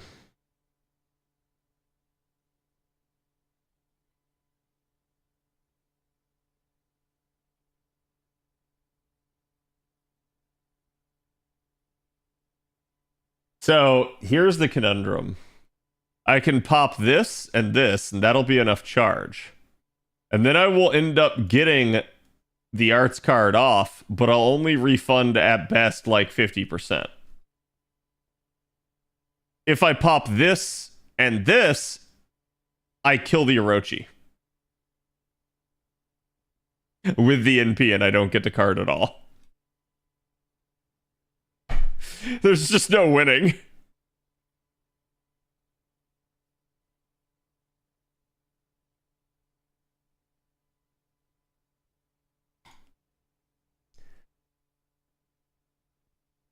Side note, Helldivers is fun in German. Oh, I can only imagine. You only need one MLB copy. It's funny because I considered like not buying all the copies and waiting to see if I get a drop, but it ended up being a thing. So yeah, I've already bought all of them. 85. Oh, buddy. So this is the one time the RNG actually worked. I don't need a command seal for this. Let's see how good we can get it. How much damage we can do. Can I actually legitimately 3-turn this? Which if I can, oh my god, that is such a, like, coup. I don't think I can. I think I needed the arts cards for it. Ooh, maybe? Oh! Ah! Oh, I got weight roomed. It's just because I don't have her skills maxed. Oh, that's so sad.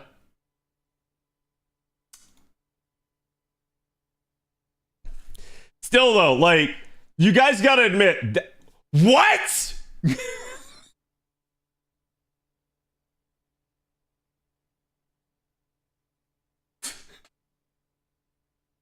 What is the luck with this account? I don't understand.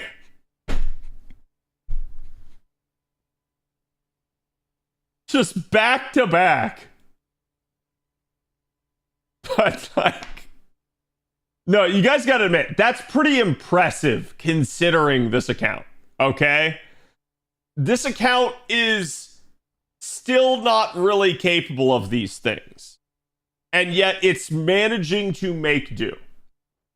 For instance, Castoria Berserker is chaotic divine, is what her niches are. Hephaestion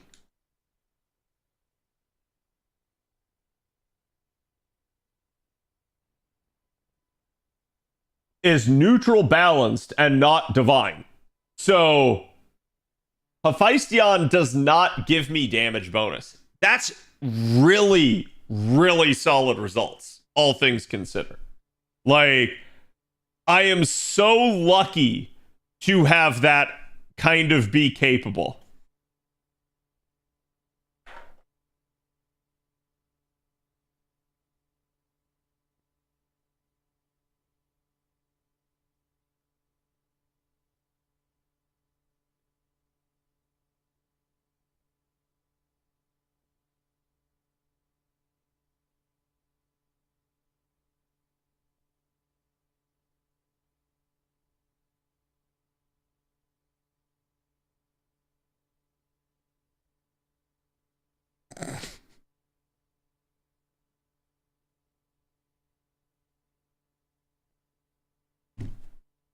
So, given that that is possible, let me do it one more time, chat. I'm gonna pop a blapple here. It's really funny that like this account is actually basically further than my my normal NA account is, and it is purely due to the fact that again it doesn't have to do storm pods. The account is telling you to throw that ticket at Morgan. Nope. Chat. Morgan will still be there when Castoria gets a banner. At least I assume. Let me double check that.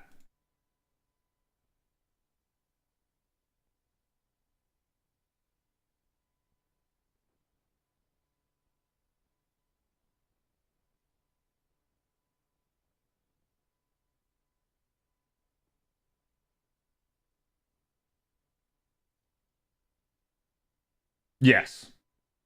Yeah, still for another like 6 days after the Castoria banner goes live. So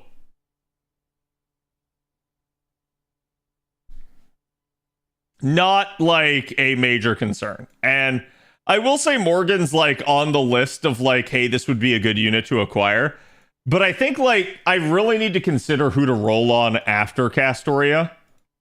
And I'm not sure is the problem that I'm facing currently. Because as you guys can see, like even if I get the 4-star ticket pick, I still probably need a like AoE Berserker, like neutral loop or someone that's like really strong to kind of help carry the load on this account, at least in the short term.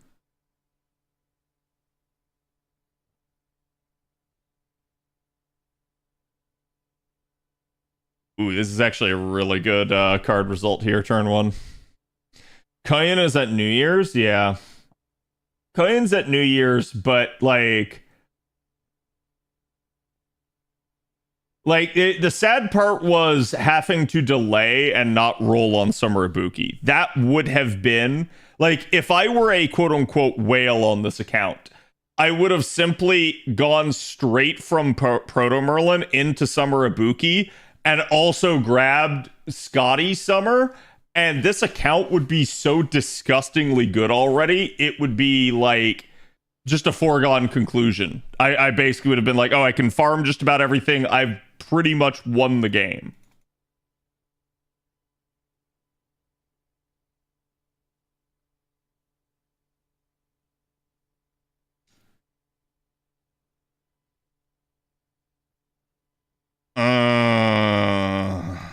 The other hilarious part is if I were to level up Castoria Berserker's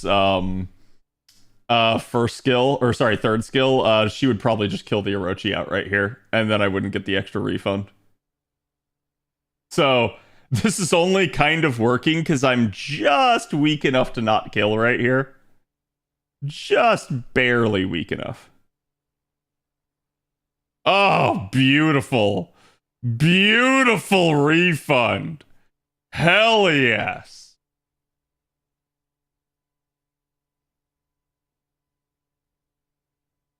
Oh, I see that 100% arts crit.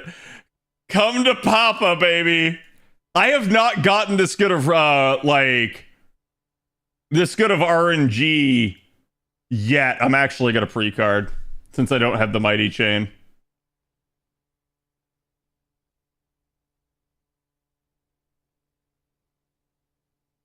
Is your new account strictly free to play? Yes. Yeah, no GSSRs, nothing. It is just incredibly lucky. 270 cent quartz from Oregon in P2. Is that average or am I lucky? You're lucky. There you go. Legitimate 3-turn. No wait room. Requires good RNG, don't get me wrong. I have to have the right cards and the right turns. But like, there. We actually 3-turned it.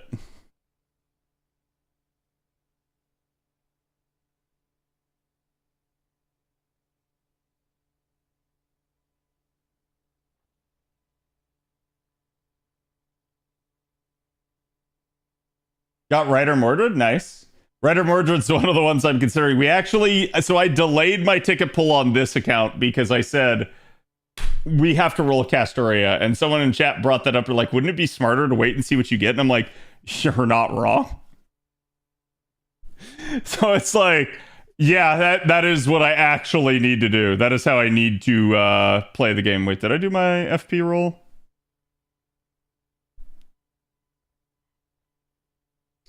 You know, it would be really nice if the game gave me a 3-star C for this event. The one way I'm not lucky. Honestly, if that is the way that I'm not lucky, that's fine. I'll take it. That's not the end of the world. Do you think there will be a part 3 start dash during Thanksgiving? It's possible, but it really just depends. I'll be honest, I'm not sure when they're like Thanksgiving will be interesting this year because, correct me if I'm wrong, chat, but I feel like Thanksgiving every year for NA got announced during Anime NYC. So I'm not sure what they're going to do.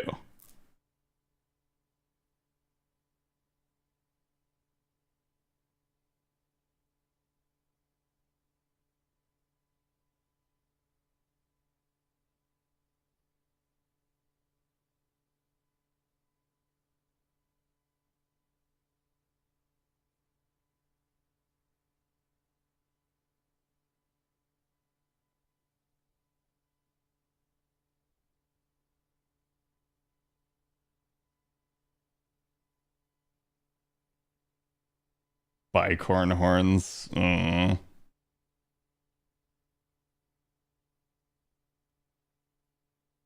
Did I do the free pull on JP? Yes. Yep. I've gotten in the habit of doing it every time I log in.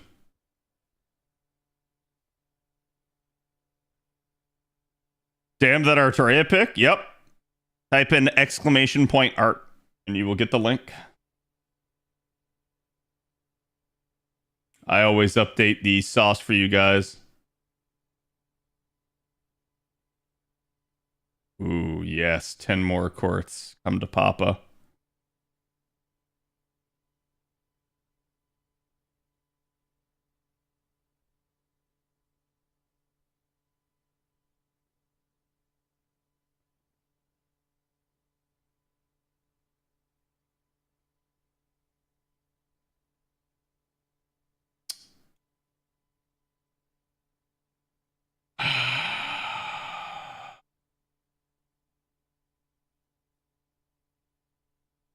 Oh, I still needed MP copies for it. Okay. I will spend it on that. That's true. I do have Nobu Archer.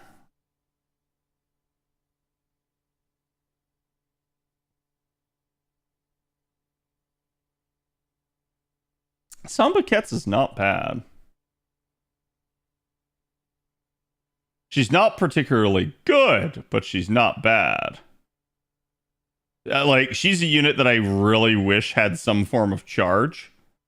But beyond that, she's actually very solid in damage output. Oops.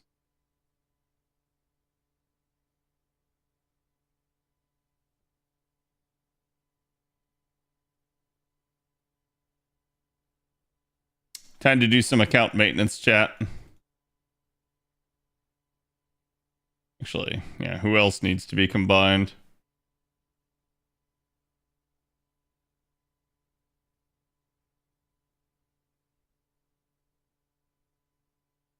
I'm getting to the point where I shouldn't need to combine too many people. How I went so long without pulling a Gareth, though, I do not know. That one's a freaking mystery. Because she's a 2-star, and 2-stars are normally, like, super common. Like, every 1 and 2-star, I should have pretty much... See, I should have pretty much already at NP5. And yet there are some that I don't.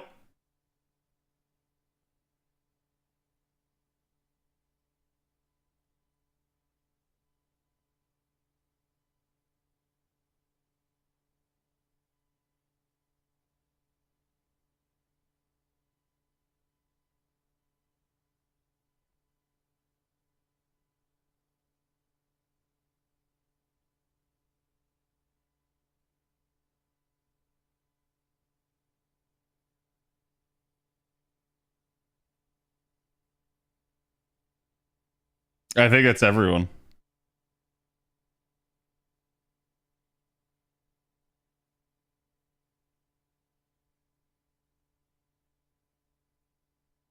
Yep. Had Shufu maxed.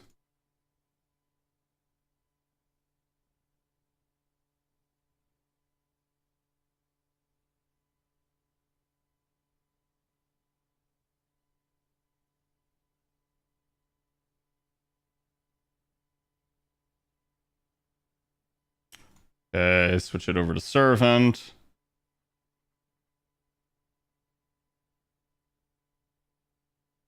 Give me some mana prisms. We're at 4,000 mana prisms. I am so close.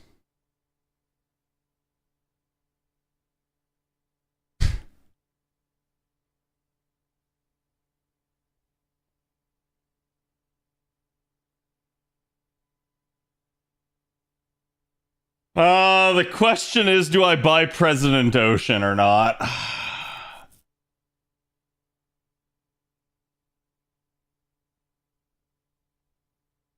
It's not terrible for an early game account, but it's also like not great.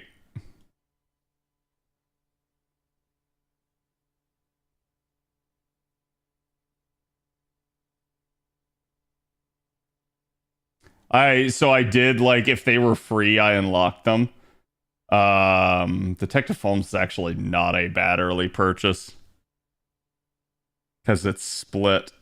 It gives you the best of both worlds, but probably I think it's between like Golden Sumo Mona Lisa or Chaldea Lunchtime for my first 5K.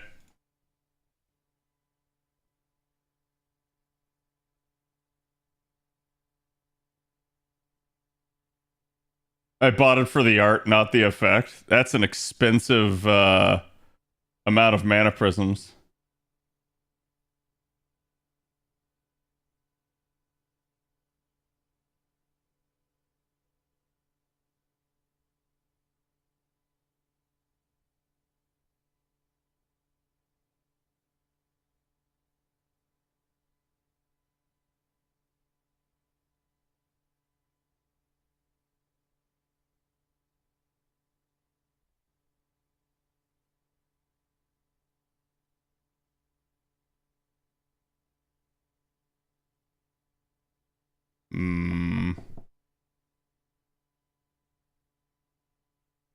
Actually, hold on.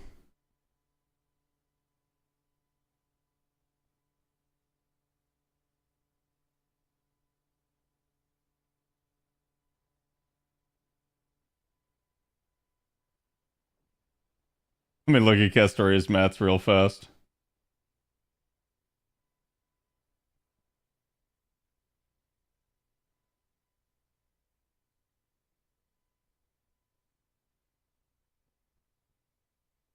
Finally get Nito through that ascension.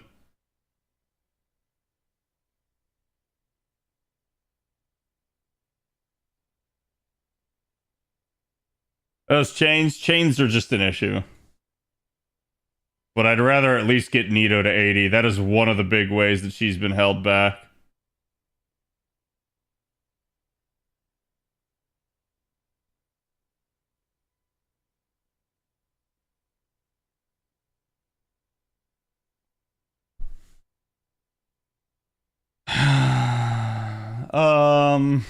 Let me look at Percy as well.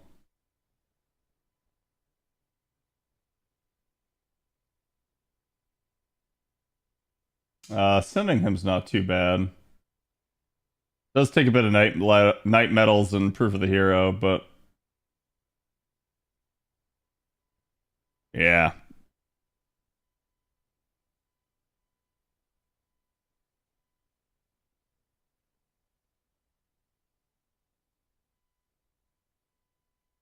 Wait, hold on.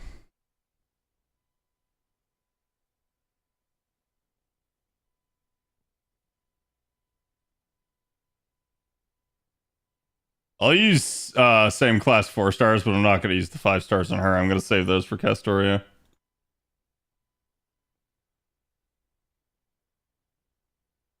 We have achieved the nice level.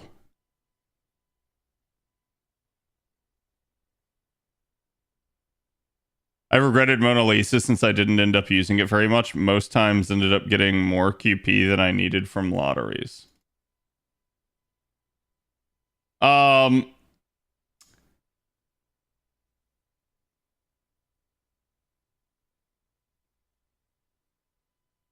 Mona Lisa, I would not. Because one, you can just throw Mona Lisa in your backline at like all times and it will work. But two is because if you know when to use it, it's just extremely strong. So the question is, how much do you feel like you're going to grind QP? Early on, like the sooner you get it, the better, right? But technically speaking, early on, you lack the capacity to actually spend your QP very much.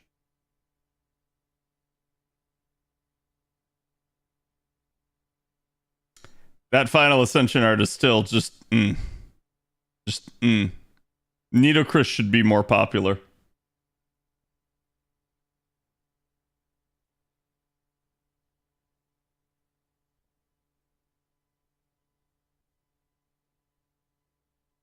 Okay, she's at least through her final Ascension.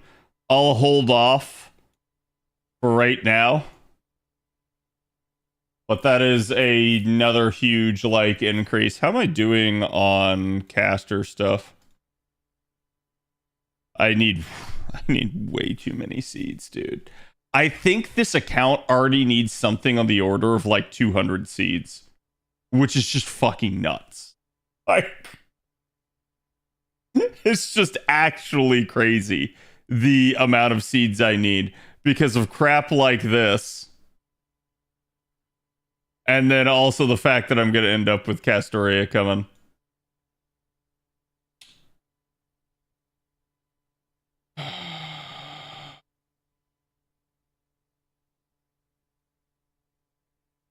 Need to run Berserker Training Ground, apparently.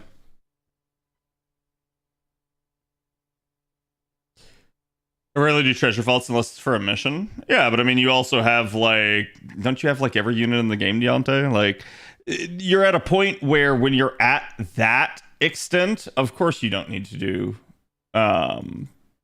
treasure vault, right? Like, I think a lot of times what you guys forget, too, is, like, you've been playing so long that of course you don't need it anymore.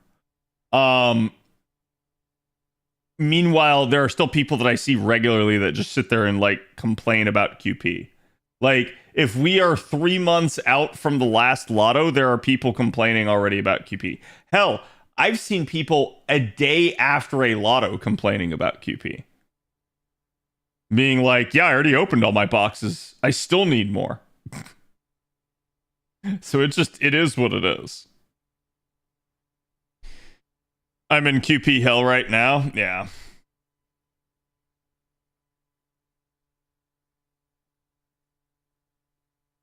All my total boxes of 10. Yeah. That's usually what it is that people don't necessarily do a whole lot. And then they go like, oh, okay. I didn't do a whole lot, but I still have the... I still have all of the like great needs. So it's usually just a factor of like, do people have the again, like the willpower to farm?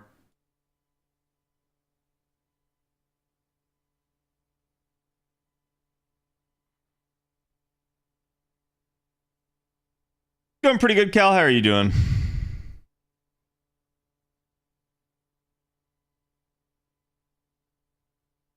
Yanti hoards all that QP for all those appends to do. True.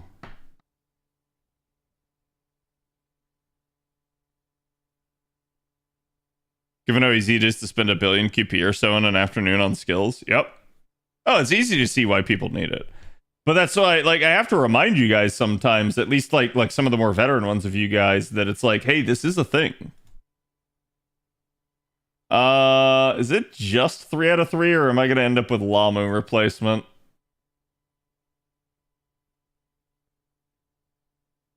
I don't remember if there's continually replenishing Lamu here.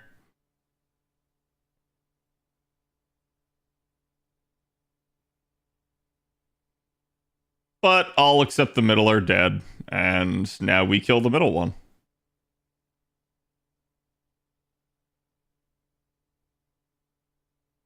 And I didn't even give her steroids there.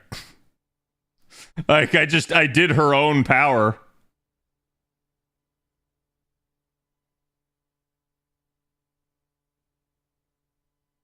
Blast score drains a bunch. Yeah, that's why I was saying earlier, like, oh, I probably need more of the rainbow yarn on my NA account because I know that class score takes it. That one may be a mat that's like snuck up on me. Probably gonna do QP stages like 2 times a day now, so that doesn't happen. So there's like, if you have at least unlocked to Bleached Earth, there is basically a QP node in the Bleached Earth. So you can use it as a mechanism to spin down storm pods, which is nice.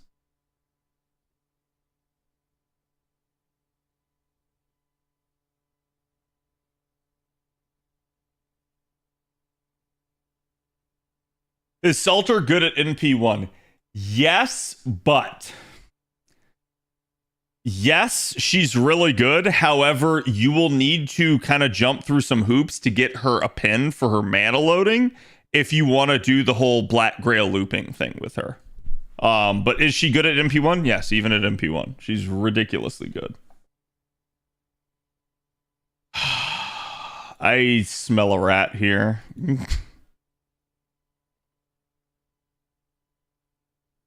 I'm going to give the... at least a little bit more firepower.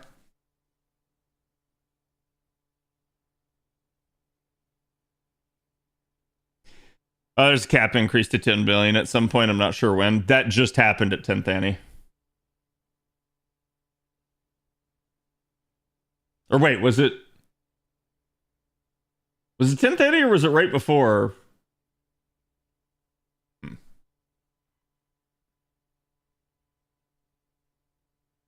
Was it the Grand Saber? Yeah, okay. I was gonna say, it's like, wait, no, I think that actually did happen earlier than that. My cadence is 1 QP node, 2 to 3 shell nodes. Yeah. Go with whatever works for you. See, chat, we are not even master level 120 yet.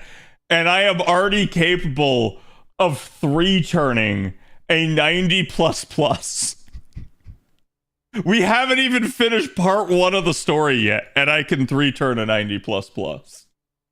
Feels good, man.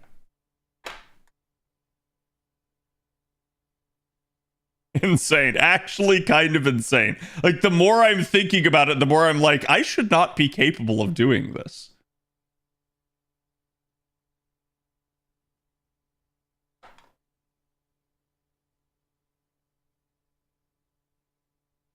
Farming QP node with Doman team is very easy and quick. Yeah, pretty much. I like the QP node is not hard, even at the highest difficulty. It's like you can still just pretty easily steamroll through it.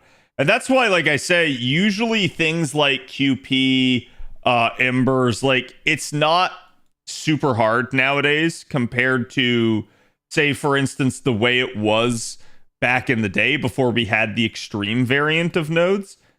Getting the extreme variants improved master efficiency so much if you actually have to go to a node to do it.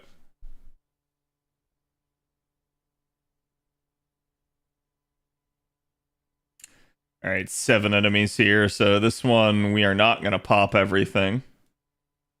Hopefully it backfills, but I doubt it.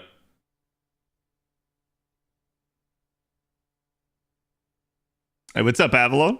How was your sleep, Avalon? I'm now having flashbacks to the anime. Yep. If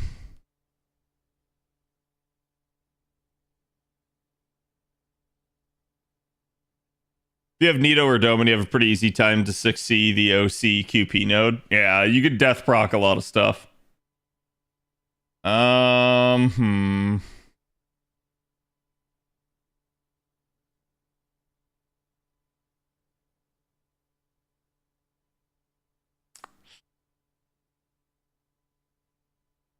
Kind of gotta be that. And then it's gotta be that. Oh, wait, I had the 20.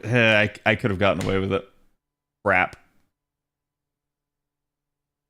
Well, it wouldn't have mattered. I wouldn't have reached another NP in either way.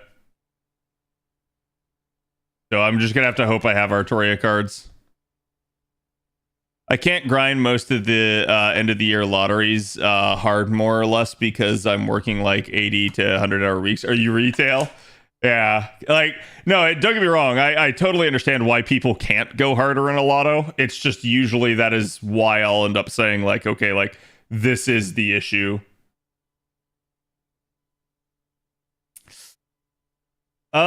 I could attempt to super buff this, but it will probably just result in me having a bricked saber. Well, it is a 120 saber. Crap, I should have. Yeah, I got bailed out by the crit, but I should have actually super buffed it.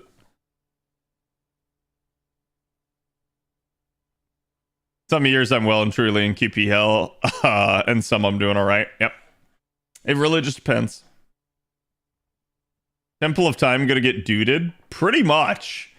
Thankfully, again, it's not like there's actually, chat, are the demonic pillars threat to humanity? I don't remember if they are or not. But if they are, that's hilarious. If they are, oh, the demon pillars are not gonna stand a chance. That's gonna just be great.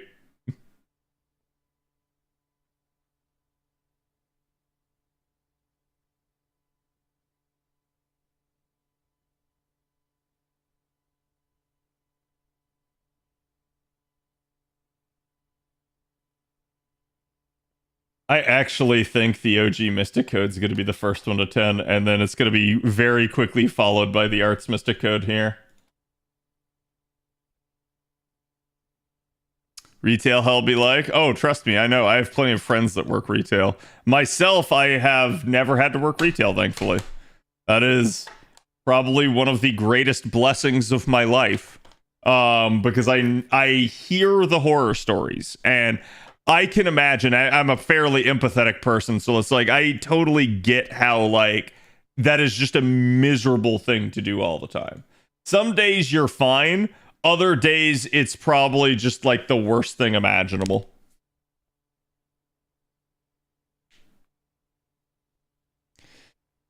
I don't know about the early days of FGO, but as a new player, the game seems fine and helpful. Too many free stuff. Friends list also helps a lot. Yep. I've tried to tell people this for a while now. A lot of people kind of get stuck in the mindset, like, at least more veteran players, they're stuck in the mindset of the way things used to be.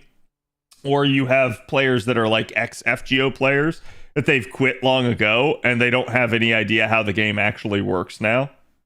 And they get, like, deeply upset about things, and then they'll sit there and they'll, like, rant about it on Twitter, and it's like, this is not a thing anymore. I don't know why you're complaining. It's like, you know, sure, maybe back in the day at some point it was a thing, but nowadays, no.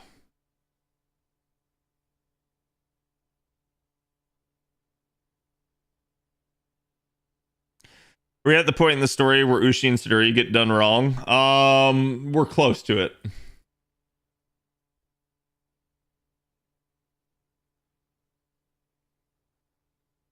Retail's the hope you get out in 1 to 3 months, or you'll probably be stuck for a while. Yep.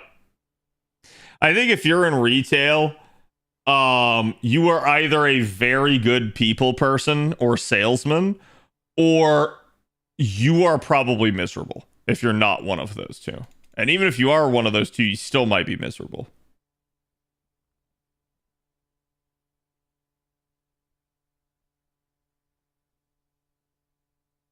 The pillars are just toys with Kiara around. True.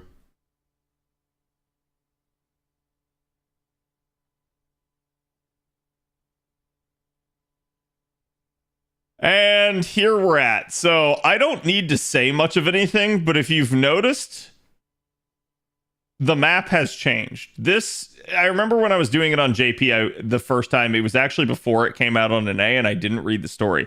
But I could low-key guess what was happening just due to the map changes, and it was kind of hilarious.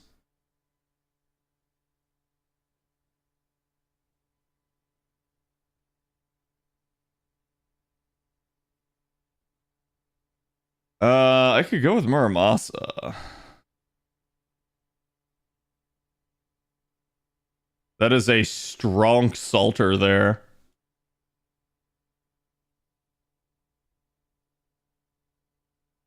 The fact that some of these people have actually added me as their friends.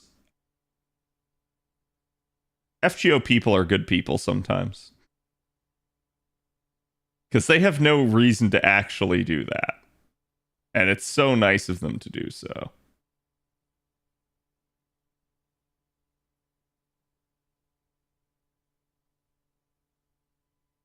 And then there's one Kadroth guy.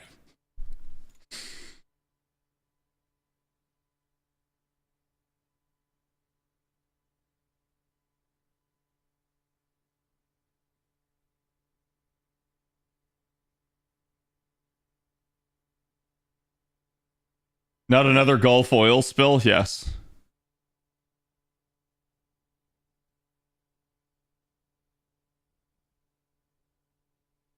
Demon pillars are not threat to humanity. Okay. I was going to say, if they were, Jesus, like... So, obviously, by that point in time, I would probably have Castoria. Castoria Berserker herself is also a threat to humanity. So, like... Oh my god. The shredding that would occur. It would literally be a to shreds, you say, type of mechanic. Ah, we're at this point of the story. Okay. Well, thankfully, I have a handy dandy anti-Ushi Wakamaru unit here. I don't have technically a mystic code that helps with this, but shan't matter. In fact, I'm also just going to give her the crit damage up. And we're just going to go with a Brave Chain. One of the really good parts about using OG Saber is that when you pop her Dragon Core, she actually just turns all of her cards to Buster cards. So it makes following up, if you are short on damage, really easy. And clearly, I'm not. At least not in this circumstance. However, we are about to go into a pesky string of fights.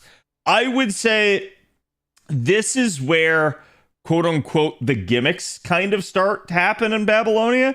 And this is going to be where the fights are going to get a little bit more complex and a little bit harder.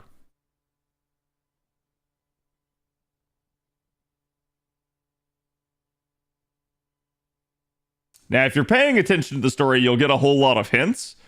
For someone like me that is skipping it, I'm going to have to guess, but I can kind of guess. So, I believe this is the Ushi fight where it's all Ushis. Unfortunately, there is a nice mechanic here that rotates the party. It's not guaranteed per se to happen, but it's something you need to watch out for.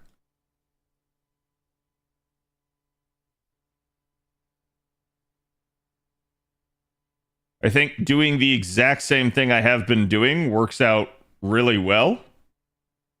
Although, well, hold on. I may have a smarter play.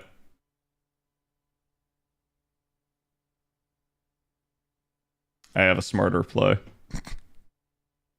This will be even more damage. I will basically risk it. If we kill, we kill. If we do not, we do not. So one of the ways you can get around a party rotation gimmick is basically what happens is at the beginning of battle, you will have random rotation where like some of your units will just get rotated to the back, and it may not be all of them. It may just, for instance, be like Lartoria moves to that slot. Waver moves to this slot. Oberon doesn't move, and two in the back come forward. It is what it is. It's just a complete RNG fest. One of the ways you can get rid of the RNG is to just not have anything in your back line. Then it cannot rotate the party. This is one of the ways that you can kind of just secure a kill, in effect. And because of that, we also don't need Plug Suit. Yep, I'm pretty sure it's this fight. You remember when everyone wanted the sushi as a summonable servant? Oh, yeah.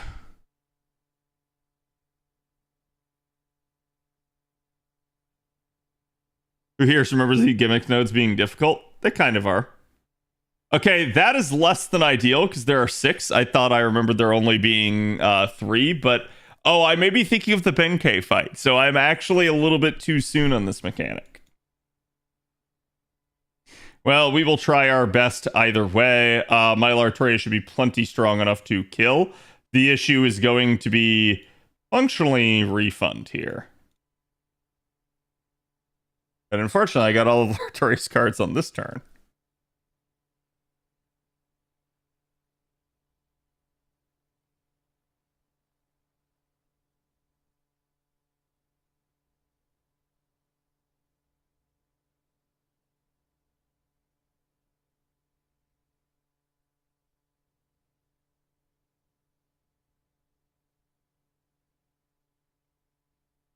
So you can see they all start with their Noble Phantasm charge. That is something you're really going to want to watch out for. I do not... Wait. It's only... Oh... Is it enough? I don't think it is. No, it's only 36%. He needs basically 2 more skills. 2 more ranks in the skill. Skill issue? Quite literally. However, not a skill issue, because one of the beauty things about Oberon is that Oberon himself has a damage dealing Noble Phantasm. This means that we can abuse this. So we could actually just go ahead and use Oberon himself to hopefully kill the ads. When in doubt, you could do a little bit of like free carding and things like that. It's not necessarily going to help, but hey, if it stops even one of the mobs from continuing to live after the NP, it's probably worth.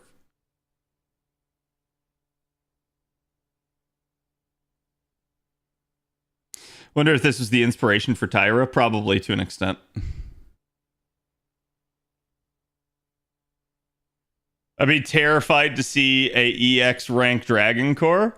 Who knows? Maybe one day you'll see that. Dragon Core is kind of a unique skill, though.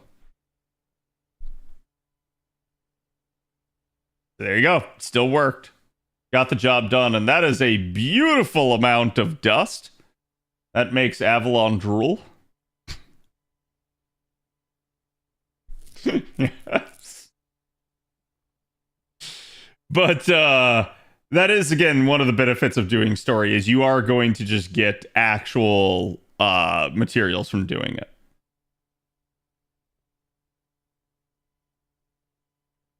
Another 0 AP node, still a rarity at this stage of the game, but it'll become a much more common thing. Just take it as it is. It's free time to just read story and chillax, but whenever it is 0 AP, you will never have to do a fight. Or if you do, it will probably be like some sort of like canned fight where you have to take the unit that you're given. It's very, very rare that you ever see anything actually require it. I'm good on dust now. I don't believe you. This is a whole lot of units. It's better to spread the love around here. We will swap for Proto Merlin, and I will put my back line back in.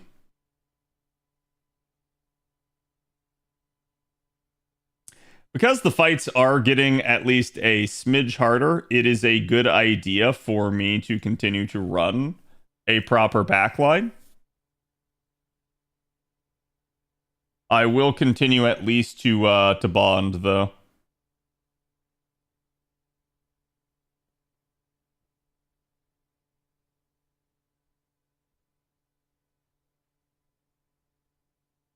Was Medusa done? Yeah, it was Coocasters who were using. You know what? Just so I don't have to change it later, I'm just going to go ahead and put the event C back in. Where is it? Wait, which one's the current 3-star event C?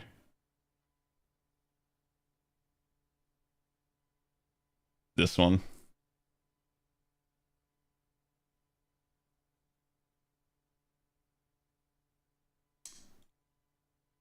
Don't really think anything else here matters. I can't even fit anything else. Actually, that's not terrible.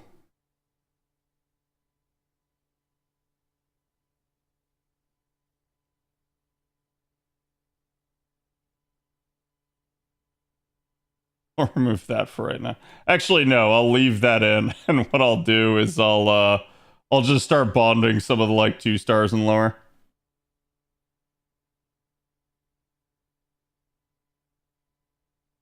There you go. Party cost works there.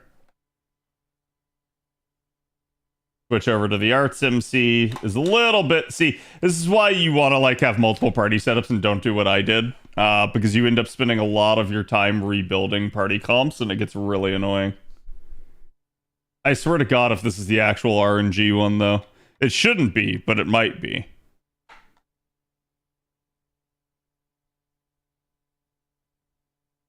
I've been out of dust towels with materials. I need thousands. Yeah. Okay, I don't think it is. I think this is just a fodder node before that fight.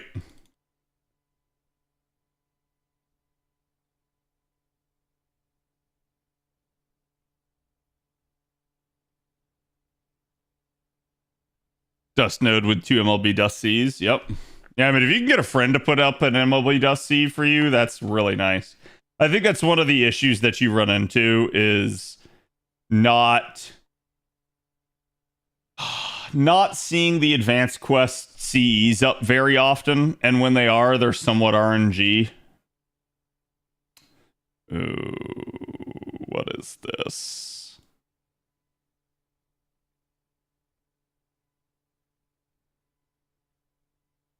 Probably better to do that, and we're actually gonna pre-NP here just to get the extra little bit of NP gain, because we're only up against 2 units, so refund here is not going to be great. I do have about 60%, so we're looking at trying to get about 20% per enemy.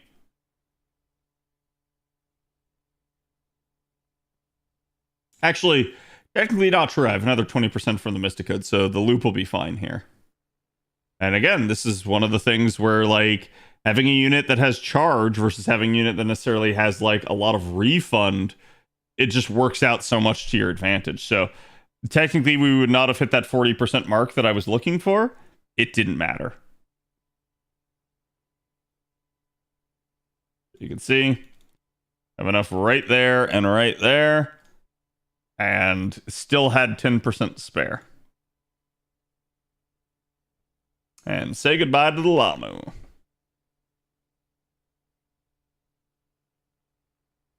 It's not dust. Dust is like bones. You will never have enough. See, I hear you say that. All these seemingly unique skills that no one else should have aren't ranked AEX, has such strange implications.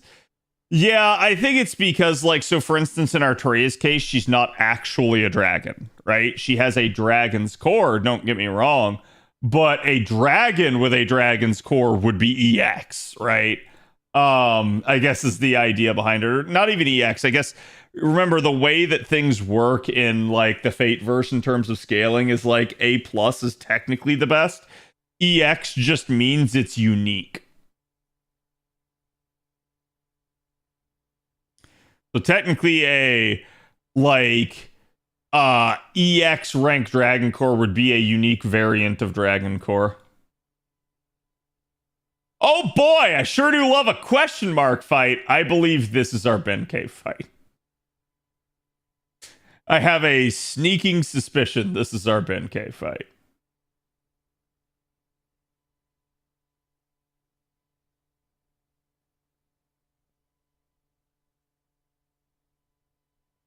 Now, because of that, we're going to go over one more.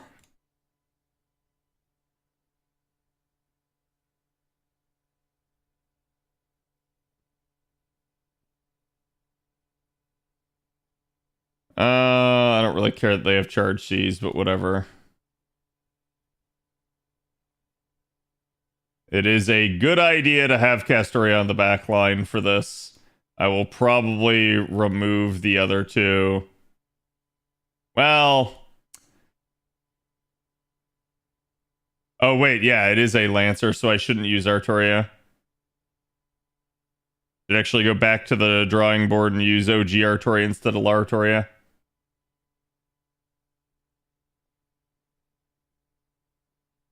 So, my OG Artoria here is basically the strongest one you can get. You can obviously, like, say, for instance, with, like, Edrian's Salter here, it can get stronger because this is using a 0% starting charge C, aka one of the strongest Cs in the game, which is Max Limit Broken Black Grail. It is leveled up to 100. You can see it gives 2400 attack instead of the normal 2k attack that you would get for level 100ing an attack C. So it is a pretty special and strong C. So in that regard, we're actually going to go ahead and use Edrian's here. It will be a better option since I'm just looking functionally to one-shot.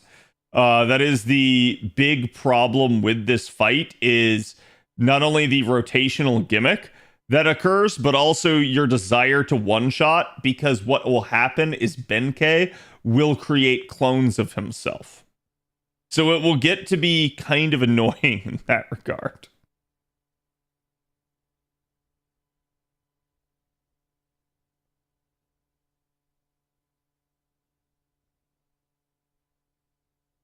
Can always add more pluses, I guess in theory, yes.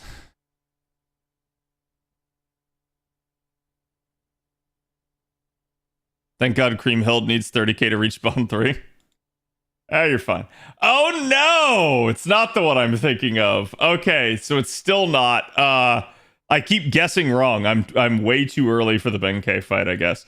But it does not matter. I have enough here to do what I need to do, assuming that I can deal the actual effective damage. And you guys are going to see some really disgusting damage output here, because this is a perfected Salter with the best damage CE in the game on it.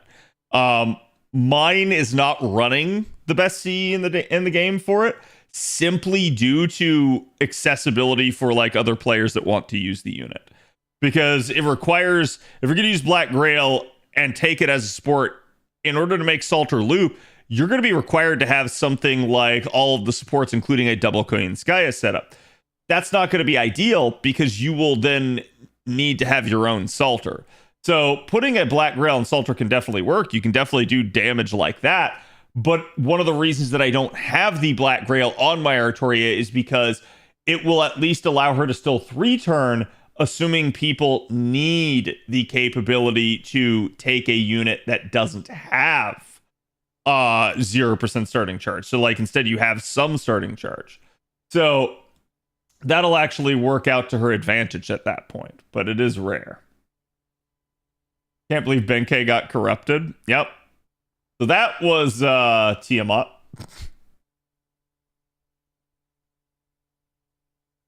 Huh? Benkei isn't it Ushi? You'll see. But I got jebaited by the Lancer Lamus there into thinking that was the fight that it was.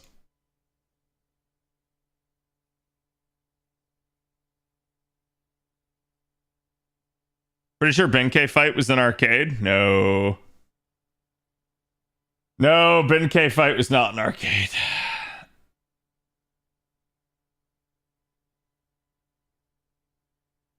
We are on section 19. Again, like I told you guys before, Babylonia is a long one. It's just the way this works. It is technically the final singularity of part 1. Technically. You do have Solomon Temple of Time, which is like the finale to part 1.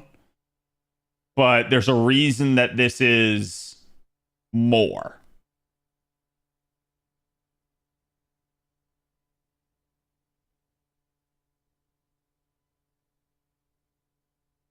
Looks like Lalter is using your head as a seat. She's welcome to.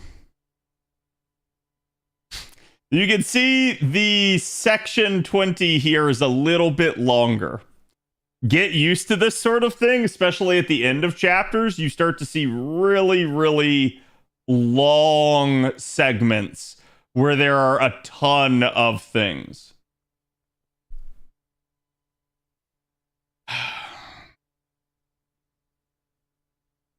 I think this is just the Lamu. I think this is just the Lamu.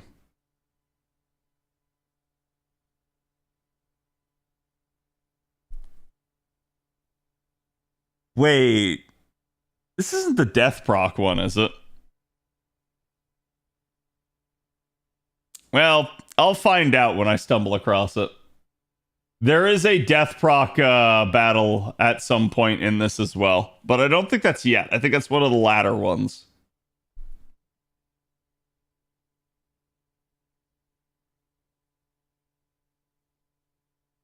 Was Benkei in case files? No.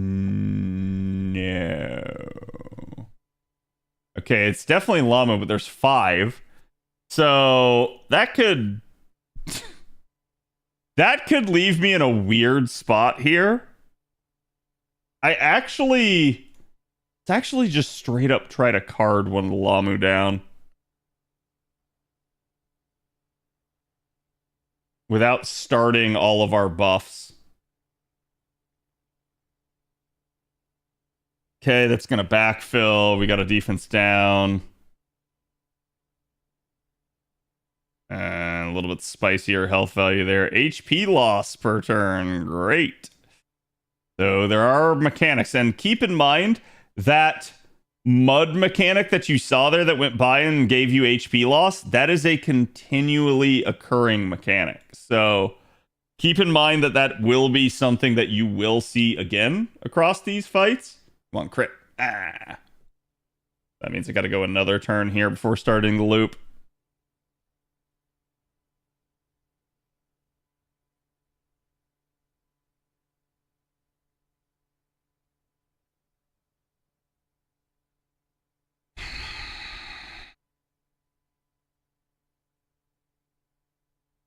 It is likely to die.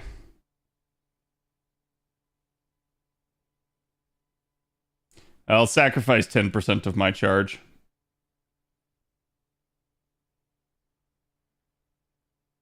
Llamas are easily the ugliest enemies in the game. Oh, yeah.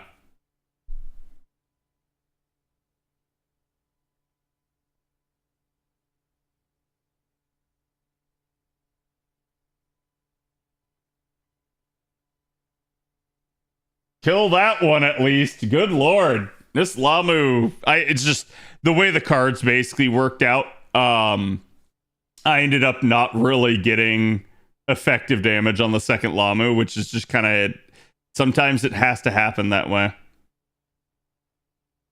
Okay, that'll bring in the third one. Okay, good. They hit Waver instead. Now I can properly start my 3-turn loop. That one has to die. This one's kind of got to die soon.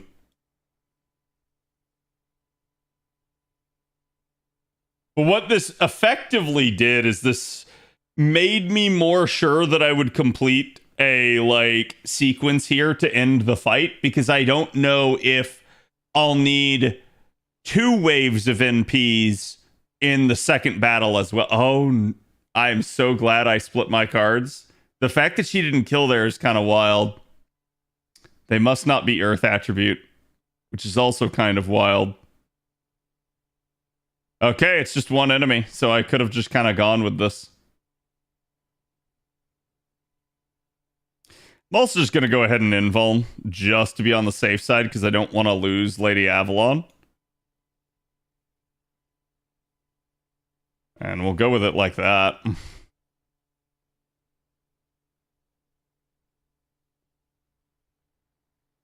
Babylonia TV anime was fabulous too. Yep. Kanaweda was truly having a sinful amount of fun voicing Ishtar and chewing on the scenery.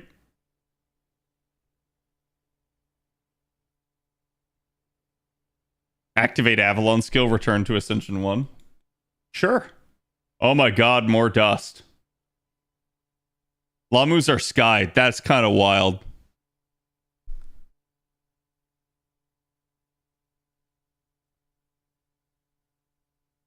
Just a boot keep, man. Listen, sometimes I don't know what's on the final wave. I have not looked at any guides for this. Don't get me wrong, right? I've done all of this before. But like a random trash like node, do I remember off the top of my head? No. So it's usually better to just play it safe. It wants an archer into a lancer, which is not a good combo. And then we still have a rider. This is a berserker node, and it screams berserker. Yeah. It is probably just more of the Lamu, though the rider inclusion is interesting.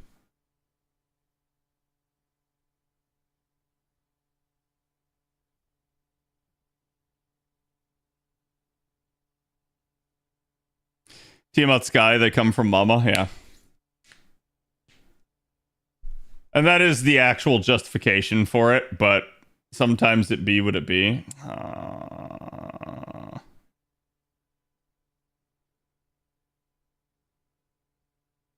Let's see what I can do about this. I wonder, well, I don't have the crit stars here. Kind of sucks in that regard. I don't think I'm strong enough to card it out without the Ibuki Buster. And I'm going to end up having to use all of my refund here. So this may result in a, like, failure to 3 turn.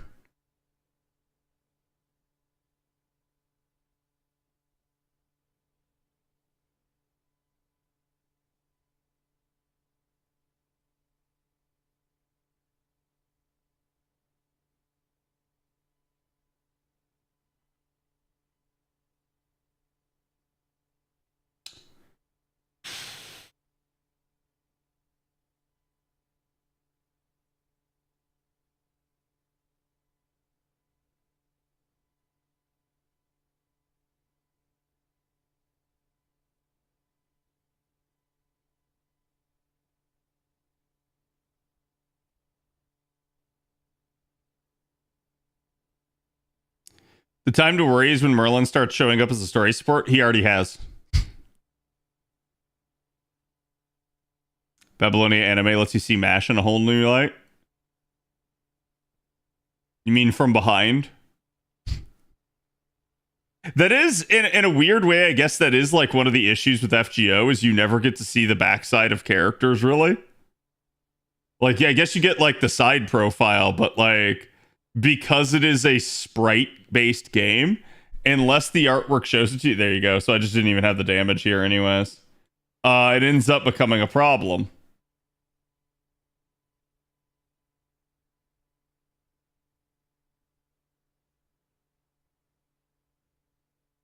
A little bit of healing, and then boom. There we go. I'm going to lose a lot of my steroids there. And what fresh new hell do I have to face? It's just another Bellamu. So I will not have the damage to kill this.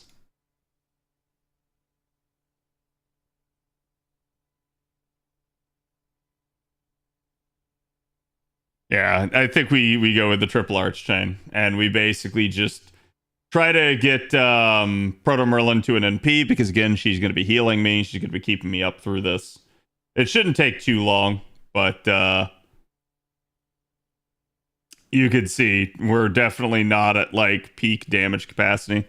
This is the other downside of not having skills leveled, is it will take you a long time to get back to them. If you have skills like fully maxed out, usually you're looking at like 5 to 6 turns, which then at the end of your 3-turn cadence means usually just need to last like a good solid like 3 turns and you're right back in it. When they're not, you're having to last an extra like 5 turns, and it's not good.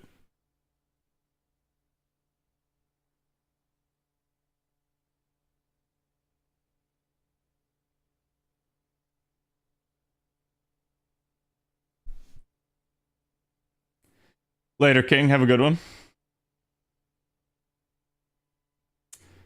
Okay, so we do at least have her major steroids, but we don't have any capacity to actually, like, charge with her at the moment. Honestly, I think I go for it, though. Because I am likely to get to an NP pretty quickly here anyways.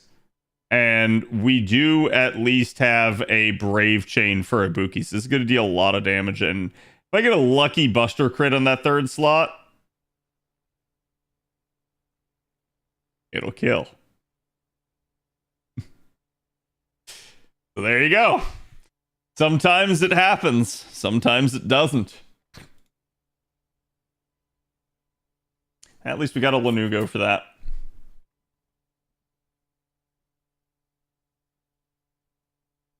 Remember, it's not one of the actual bosses I had to redo several times to win when I first played. It was one of these Tidequake Bellamu fights. Yep.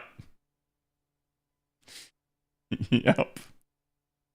Okay, sabers. This should just be Bellamu.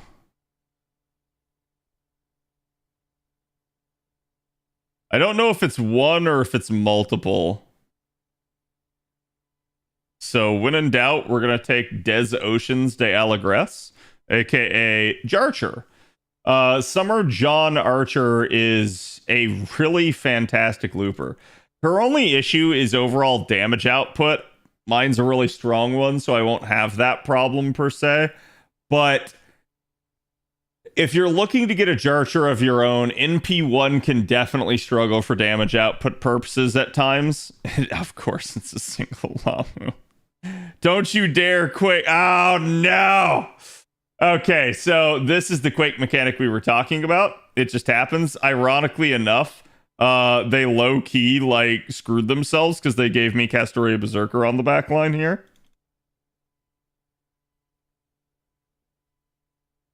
And even though Alexander's level 1, he does have a charisma. So I can kind of abuse the system in that regard.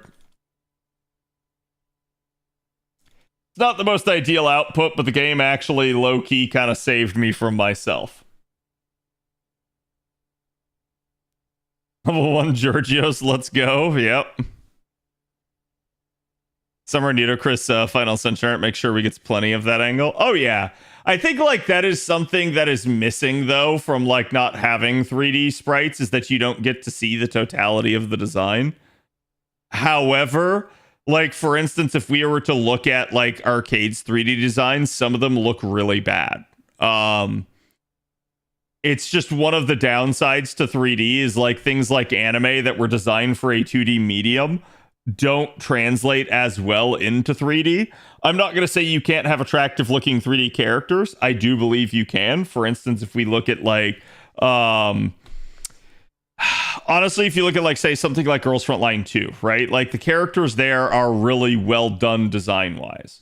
If you look at something like say even like Genshin as well, I feel like a lot of the designs are pretty similar, but they at least have some capacity of like, the word I'm looking for here, like coherency in that design. And it does allow for the 3D sprite to be good looking from like all directions and angles. And that's something that I feel like, at least with the arcade sprites, to some degree they have that, to other degrees they do not. And I think that's just them kind of being new to 3D stuff in general. So you can see Bel Lamu here is kind of going through the paces. I get my level 1 Georgios. I'm going to be able to taunt, which will rotate the party. Taunt's also a unique one because the Bel Lamu will probably one-tap my level 1 Georgios, which will probably give him the taunt glitch. Well, it didn't matter anyways. The Chaos Tide is kind of nasty here. Can at least do that to give her a little bit more.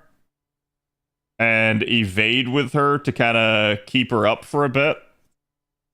This is basically just going to boil down to getting Castoria Berserker to her NP. And see, this is why you run a good unit on your backline, just in case the fight is not what you expected. But again, if you're just using a guide, you'll know what to take and you won't have any issues. At least not with fight structure. Your issue will lie elsewhere. I don't remember if he's going to buff strip me or not.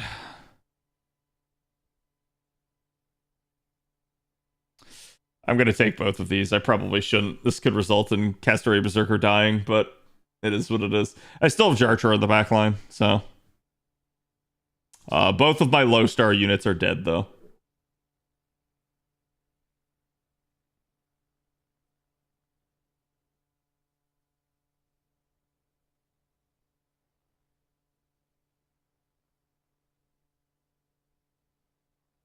Refund there was not great, but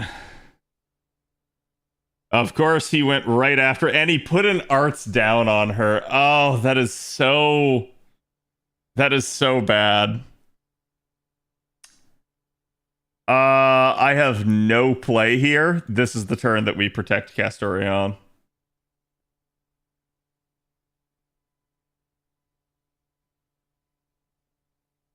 We could do the Mighty Chain. It may be to our benefit, but I get the feeling we're still far enough away that I'm going to need another Castoria Berserker NP.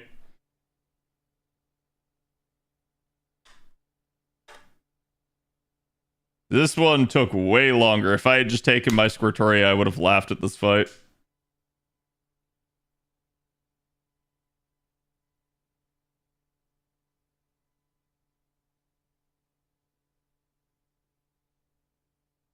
This is also where the arts down can kind of come into play as being nasty. Not only is Castoria Berserker's card, her arts card, it's not going to deal as much damage. It will also not refund as much. Card type up and card type down impact every aspect of the card, including star generation, NP generation, and damage output. So you can see she only got like 5% NP gain, which means this is a particularly punishing arts down. And of course, I have it for one more turn, and I kind of need to go. Would it just be what it be? I could certainly delay for another turn, but if I do, I risk potentially Castoria Berserker just getting nuked. But I'll be honest, we're already at the point of which Jarcher could just solo this if she has to come in. What level is that arts down? Holy cow. That has got to be like a 100% arts down. Because I did 0.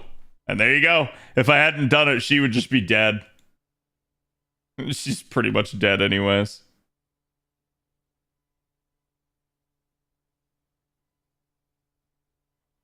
She's 10% shy. The Chaos Tide will kill her either way. Give me at least these stars per turn, but I don't think it's going to matter.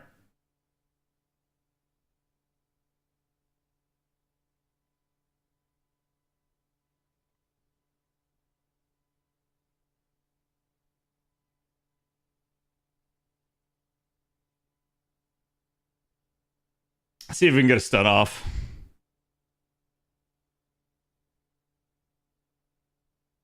Reduces arts performance by 100% for 3 turns. Yeah, that makes sense. I assume he can just do all 3 card types too. He's probably coded to go for your nuker. There you go. She's dead just to the Chaos Tide. But it does not matter. All of that was just basically set dressing to get me to Jarcher here. And Jarcher is going to say bye-bye to Bellamu. She might not deal a lot of damage, but this Jarcher will still deal enough. So, single target is about 100k. Without really any buffs. So, not bad. I mean, like, self-buffs, obviously, but nothing external really there. Get wailed on? Exactly.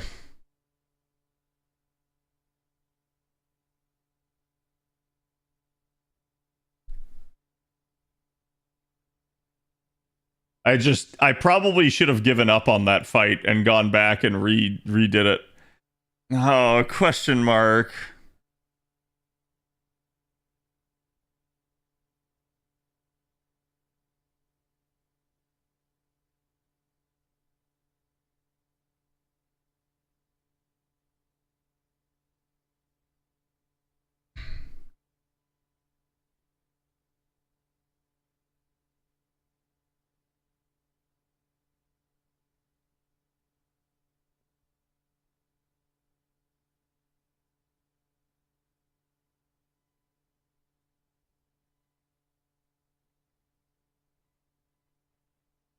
Bet.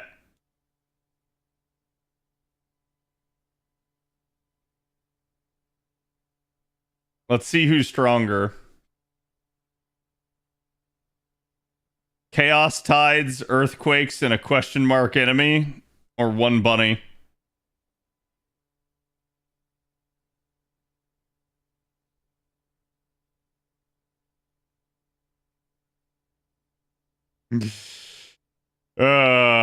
It is the Yushi fight. So this one has the Quake. And it didn't matter, basically.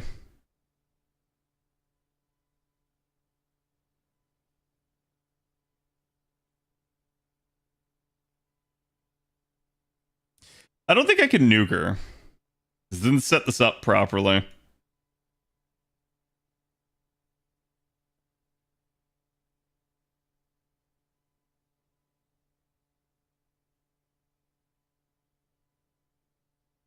Okay, I kind of have to go with it when it's like that.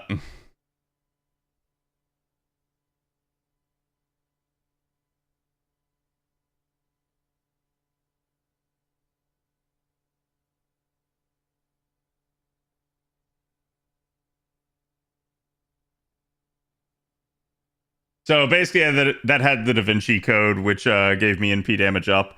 However, the problem is Bunny also buffs all of her 3 card types after her NP, so it's actually better to card afterwards. But I realized, like, this will make her deal more damage to 2 enemies. And then I'll also potentially stagger cards if she does kill. I don't know if she will, because we did not get the delayed royal jump effect. So yeah, so it's still too weak. Plus, I did not like buffer with, like, say, Oberon, for instance. Oh, evasion. You asshole.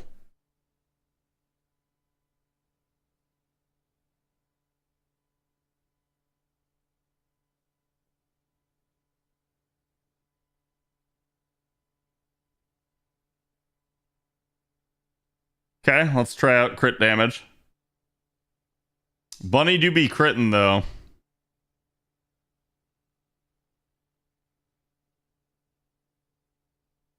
Alright, there's one clone down, but now we got another full health clone. We have 2 full health clones. You basically have to kill the original is the problem. Please tell me. Oh my god. Alright. Fine. 2 can play at this game.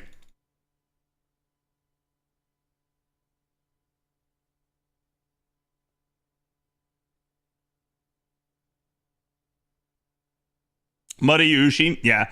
So the best way to do this is to just take somebody that can nuke Ushi right out of the gate. If you kill the original unit, it will stop making clones. Again, the problem is you have the Quake at the very beginning, so your best bet is to not, like, take a backline to this fight.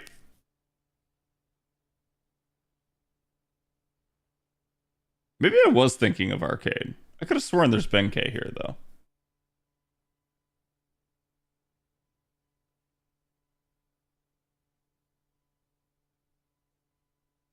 We'll try to kill the high health one. I'm just going to focus on effective unit cards here, not even worry about the arch chain.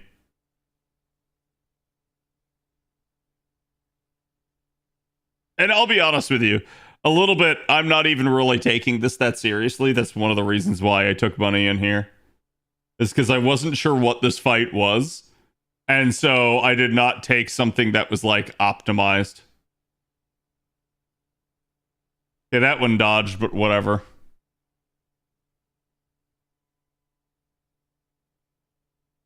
Gonna card the first Ushi here. Never mind, we're not gonna card the first Ushi. We're gonna charge everyone's Noble Phantasm and protect the party.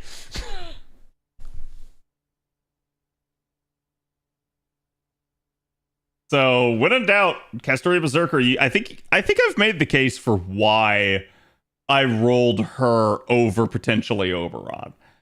Castoria Berserker has been invaluable to this account, both as a single target nuker and just, again, she gives the entire party solemn defense. So you actually end up getting a lot of protection value from that.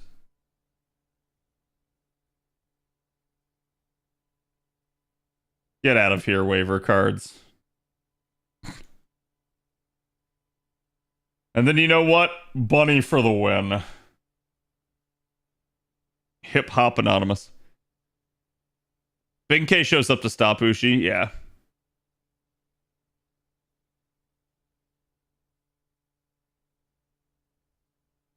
Bunny is always optimal. True. At least my bunny is a very strong one. She's a very crit-centric unit, and I didn't really take anything in the way of, like, additional crit star generation or anything like that, but just works. Like, if you set her up right and you know how to play her, she's very, very strong. You can see, even with them wailing on her most of the time, Bunny was basically only at, like, half health with no actual healing going on.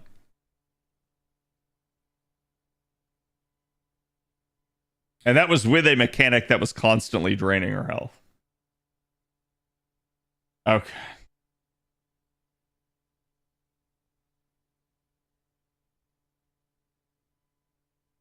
I feel like I'm gonna take a single target and then the game is gonna laugh at me as it's an AoE fight. I feel like that's the case.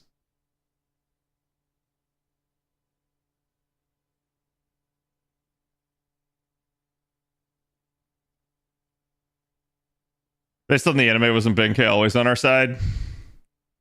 Kind of, yeah.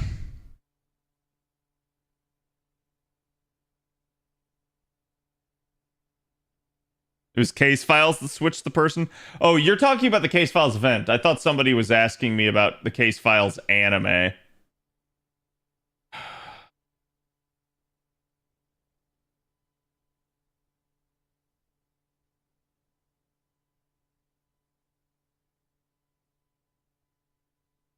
What are these cards, man?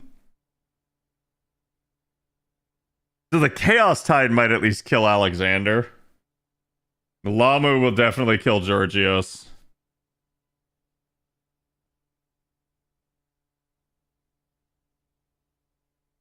I get Jarcher. That's not bad. Okay, there goes Alexander. Ah, that's not what I wanted. I was hoping for Proto Merlin. This will get hairy real fast now because of this.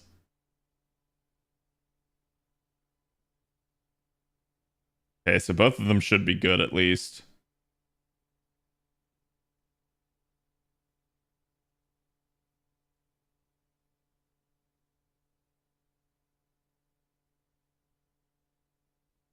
Sorry, I'm doing a little bit of charge math in my head here.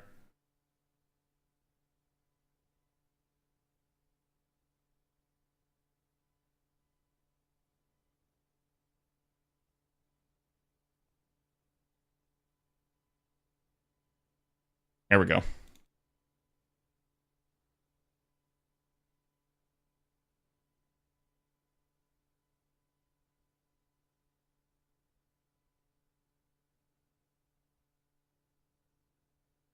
So dumb. I knew if I took Squirtoria, the game was going to be like, no, here's an AoE Lamu fight. So I took an AoE, and instead the game's like, no, it's the same thing again. Get jebaited.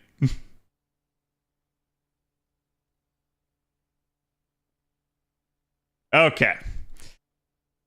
So this will still be good, but like I said, the Chaos Tide and the Lamu together are going to kind of bleed me out here a little bit. This is going to kind of revolve around like how... Oh my god, Andy buff stripped her.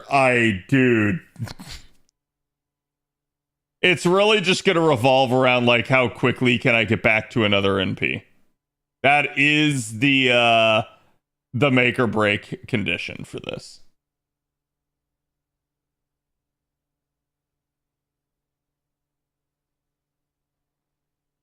Okay, Jarcher's looking pretty favorable. She needs basically 60% as her magic number.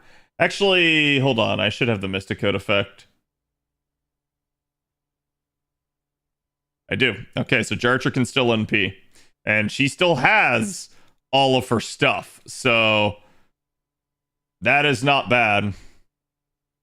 Ooh, we have a full Jarcher chain. Or I can go with the Castoria cards. This is better to go with at least one Castoria Arts card here. Try to get her back to full in time so that she can NP. Because we will need the NP as a protection mechanism against the Lamu NP, assuming it's still alive here. If we got good damage there. If we get good crits, maybe? Yeah, we can kill it. Oh, no. I guess not, because, again, she got buff stripped. If she had her buffs, that would have killed. Either way, get dunked on, son. Actually, had a triple arch chain there. Castoria Berserker is so odd to use since I got used to how much refund Vlad has. Vlad's actually really underappreciated in that regard. His damage is definitely nowadays like going to be pretty trounced by Castoria, especially in niche. But he is not a bad single target Berserker, and he can just sit there and kind of keep looping. He is kind of nasty for that. Especially because usually your single target units do not refund well. They are usually somebody that's going to refund somewhere in the like 10 to 30% range. If you have a single target unit that refunds higher than that, they are a really good refunder.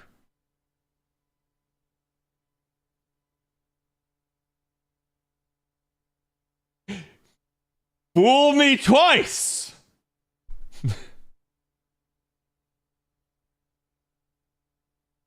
Surely this time it will continue to be a single target battle, right, chat? There's no way the game would debate me on the third one.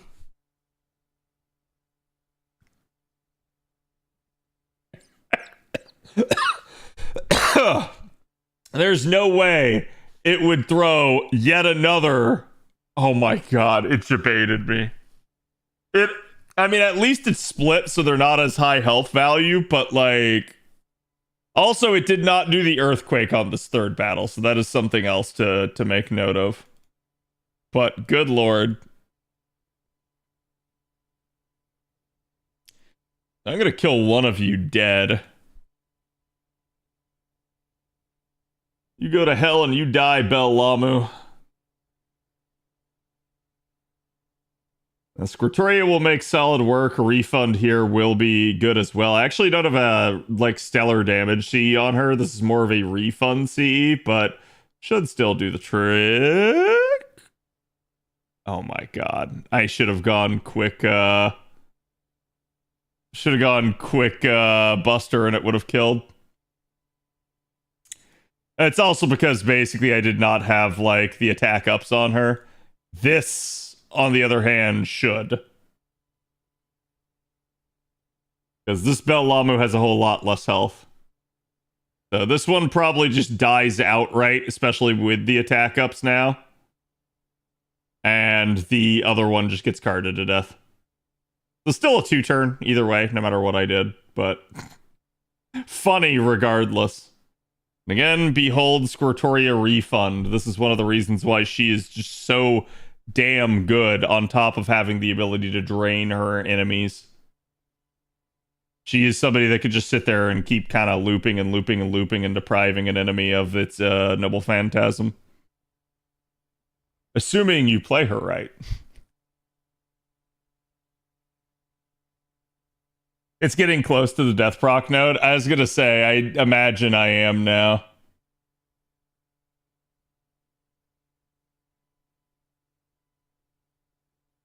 Section 21 with even more. Alright, this is just gonna be a berserker node again. That's not what I did. I told it to scroll wheel, but I guess that counts as clicking in this thing. See, like, it doesn't even want to scroll sometimes.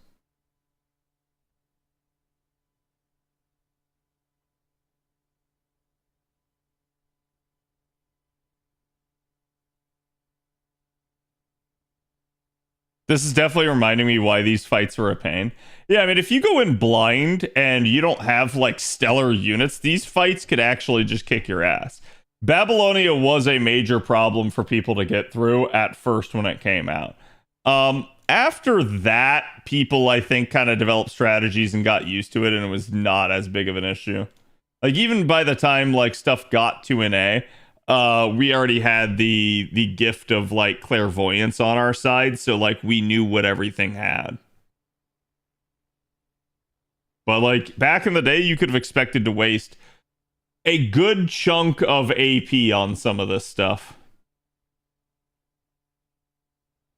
It's like, oh, I went in with the wrong composition, and I'm dead.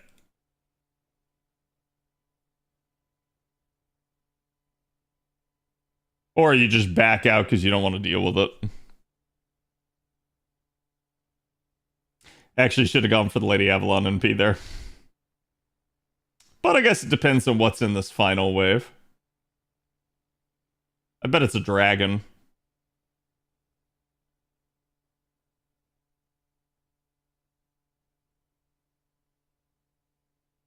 No, it's just more Lamu, of course.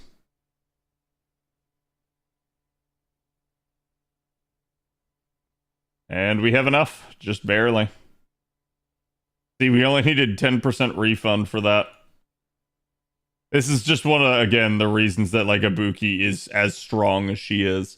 She's actually been beaten pretty squarely in damage output nowadays in the Berserkers, but it does not matter. She's a solid refunder and absolutely can charge. And that charge just is so invaluable for stuff like this. And behold, overkill and abusing it for more NP gain. So if I needed NP again, it was potentially possible, assuming I had, you know, another support there for charge.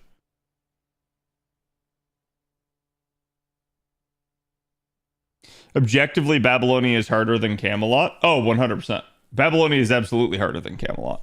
Anyone that tells you otherwise, I think, like, basically the issue is because Gawain is, like, fairly notorious. So he is, like, the first, I guess you could say, like, major gimmick slash, like, stopgap fight in the game. And so because of that, everybody gets, like, really worried about Camelot. But yes, Babylonia is more difficult. It definitely has higher health values and harder fights in a lot of cases.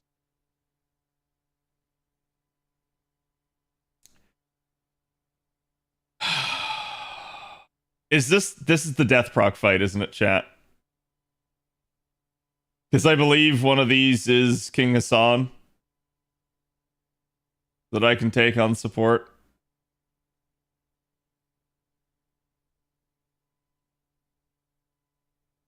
Take the NP5 Kali. Let's see what we can do. If it is the death proc fight, I probably have to back out. Because there's a fight where you need to... I'm not going to say you can't beat it without death procking. I have. It's way easier to just death proc everything in the fight.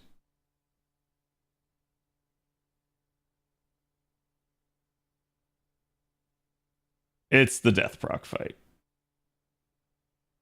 Or is it? It's technically not. We don't have all of them.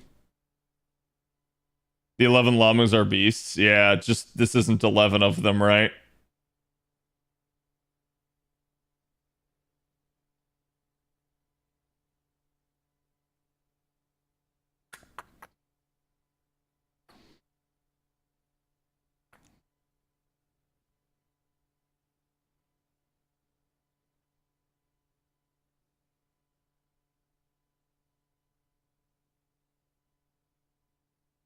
So, in a similar way to Artoria's Dragon Core, Durga has her third skill has the ability to change all of her cards to arts.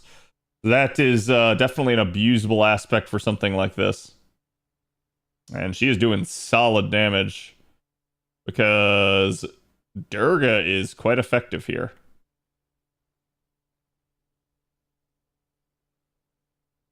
There you go. Beautiful refund there with the cards.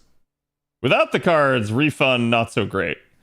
Okay, thank God she missed and actually removed Lady Avalon's buffs. If she had removed my primary damage dealers, that would have been really bad. There's nothing you can do about that sort of thing, though. Actually, give me the arts card for the refund.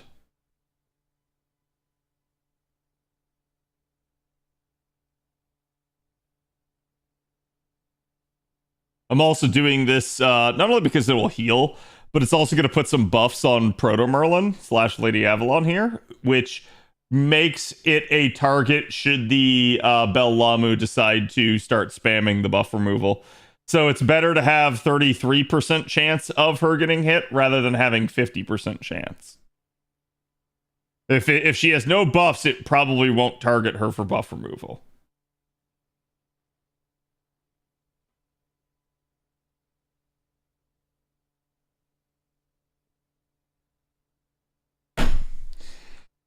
Well, it was good while it lasted.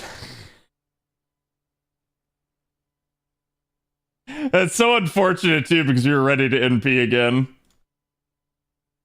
I'll still send it, but this is not going to deal nearly as much damage.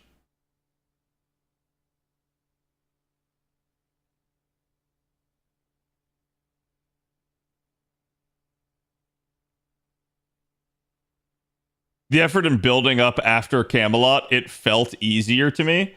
Yeah, it's because there's a lot of time between, like, Camelot, say, for instance, and Babylonia, and a lot of people have a tendency to, like...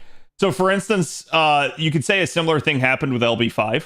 A lot of people got stuck on LB5, then they got through LB5, but there was still a long time until LB6. the time between LB5 and LB6, their account progressed so much. Not only because they learned so much, but also because they realized, oh, I need to do something. Okay, so this is question mark. This might be the death proc fight. I'm thinking it is.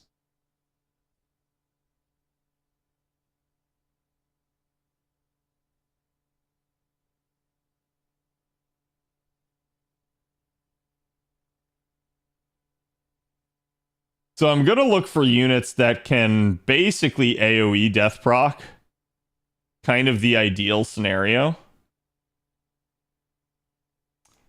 Doman is technically possible. Don't know that he's that good, though, with that C.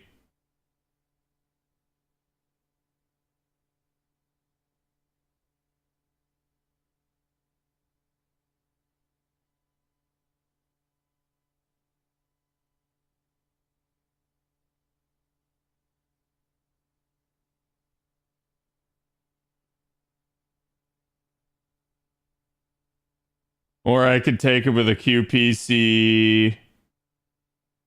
I understand why they're doing it. So I can't say I hate the idea.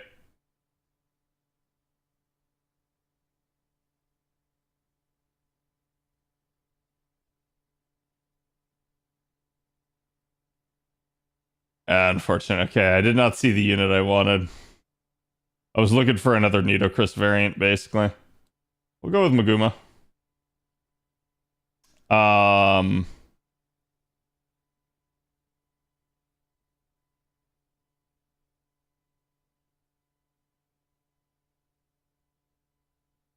Fortunately, my Nidochrist is not very strong.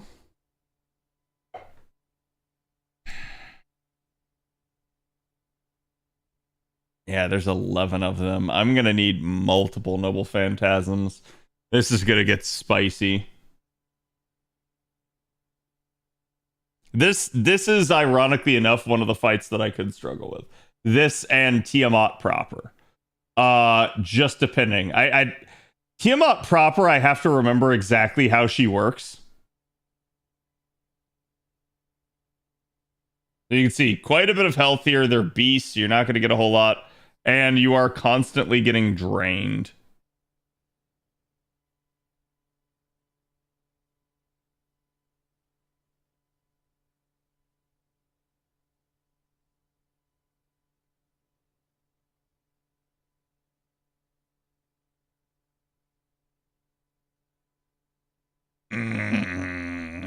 Not yet.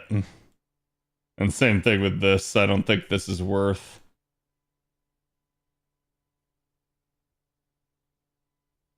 I'm going to try to just stagger their NPs. We're just going to basically go through this NP after NP. So I'm going to be focusing on death procking, and what I don't death proc, I will try to refund against.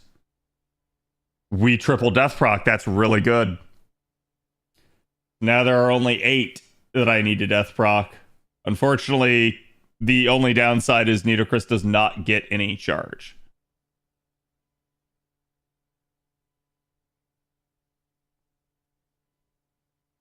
Go ahead and go for that.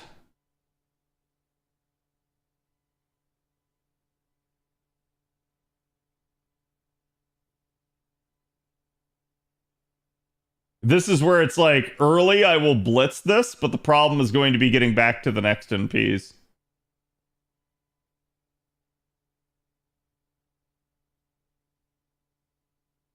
Can we get another triple?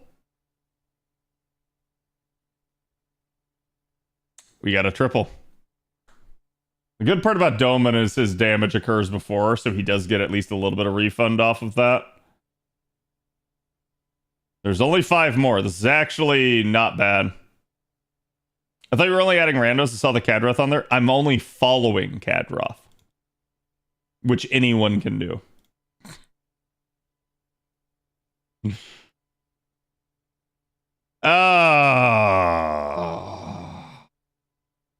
I'm going to hedge my bets still. I'm going to go for both of them because I'm probably going to need 2 more NPs. Because it's like, oh, I could get to Doman's faster, but it's like, eh.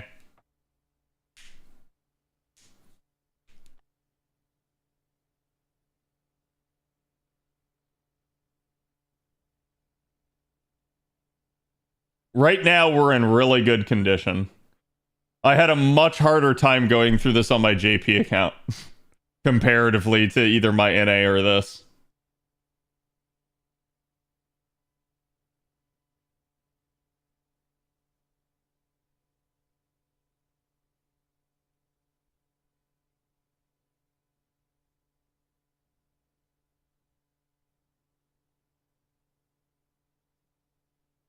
Probably because the OC Las Vegas quest. Wait for what? If you have trouble, just take the support. It will take some time to clear, but it's easy enough. Yeah, that is like the way through it. He can definitely die though. I've had that happen, and that's how my JP had to do it. It was just kind of spicy. I got drained. Unbelievable. Unbelievable indeed.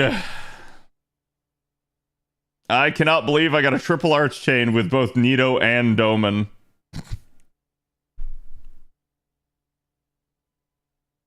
Congrats, you played yourself. This will definitely kill. So that is not bad, 6 turning this.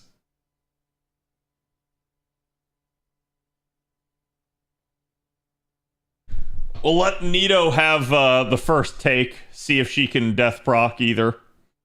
She doesn't have her skill buff on right now, but Doman, a lot of Doman's is just baked into his NP, which is one of the reasons that he can be really strong. So we don't get a death proc on either of those. But this should get Doman overcharge, which gives him an even greater chance, if I remember correct.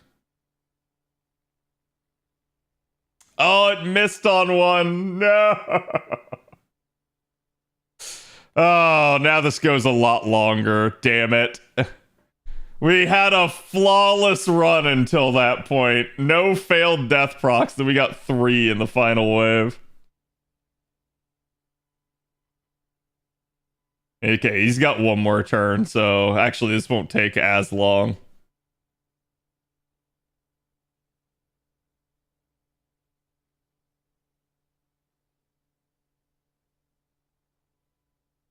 Actually, yeah, we won't even need his charge skill this turn. Plus, the Bell Lamu's almost dead on its own.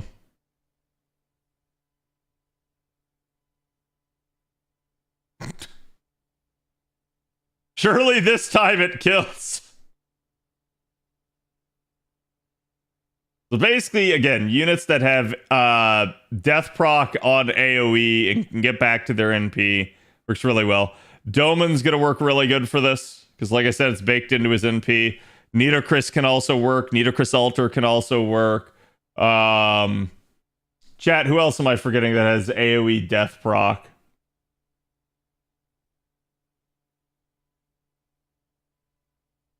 Technically, Welfare Shisho Assassin. Nitocris Assassin.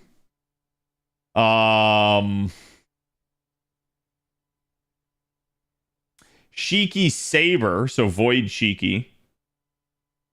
Okay, this is Tiamat proper. What's the mechanic here?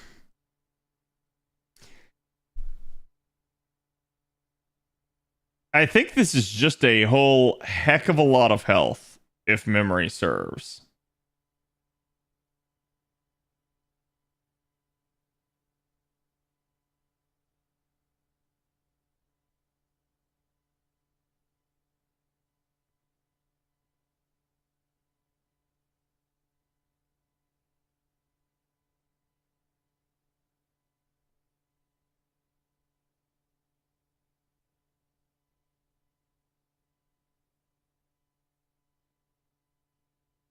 We'll actually put MASH on the back line just in case. Not exactly leveled up, but we'll do it.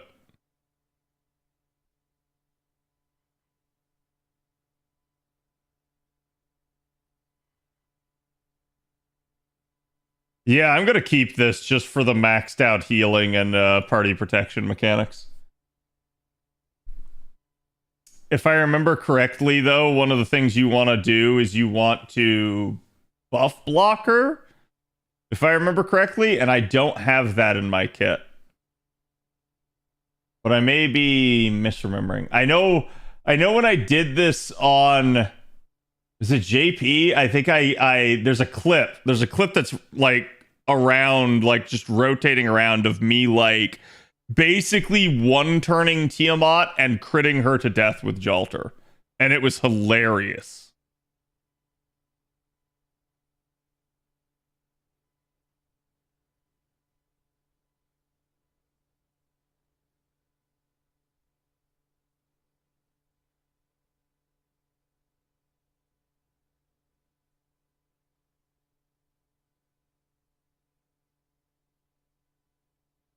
Yeah, so she's not actually effective. Tiamat should be divine, though, at minimum. I'll have to pay attention to the damage numbers. Sometimes if you see special attacks, so like stuff down there, you can see she got the special chaotic special divine there during the NP. If you look at the damage numbers, sometimes you can spot it. There was 2, so I think one of those was effective.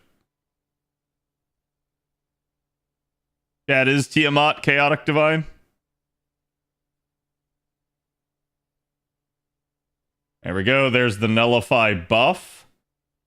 That is nasty. Okay, so it's she puff blocks me. That's what I'm forgetting. Is it 3 times? No, just 1. Okay, that's not terrible.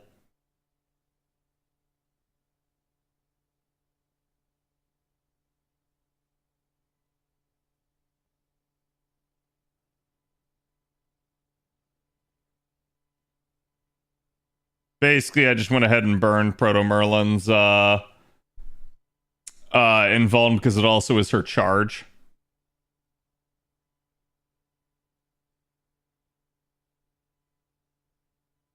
I have both. Oh my god. Actually, this is a really good turn for crit. What the heck? Go for it, baby.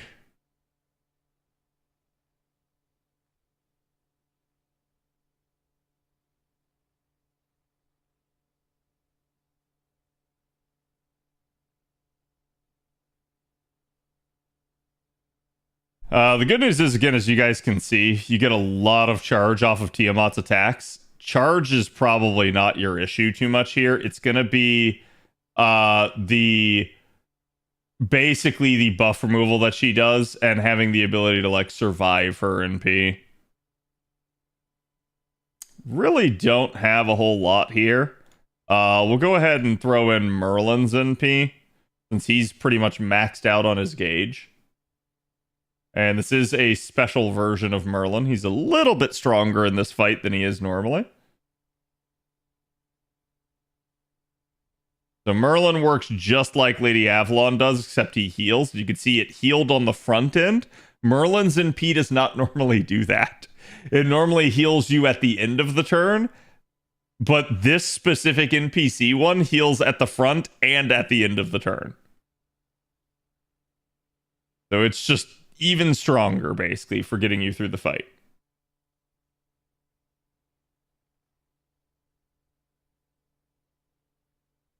This is actually, with this composition, it's actually really under control. We did get NP sealed there, which is not good. And we still have Merlin's Invuln if we need to survive. Basically gave her all of that.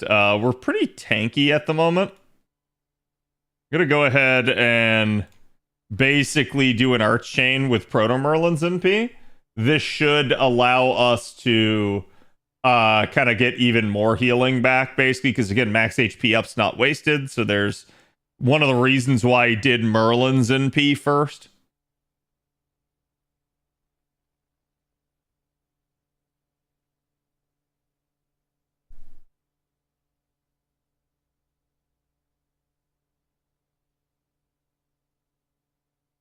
There's the buff removal. We are still MP sealed. Come on. How many turns? Just 2 more turns. Oh my god. We're just gonna have to beat her to death, which is what it is. The only problem is, again, that you end up functionally on a little bit of a timer and a little bit of a race with Tiamat's NP.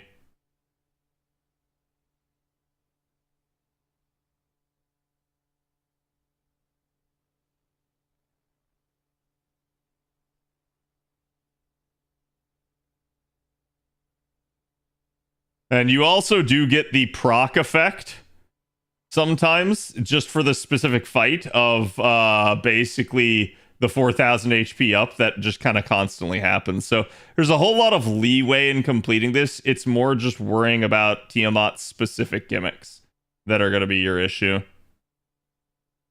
Because you can see it's not like I'm not just sitting here kind of carving my way through.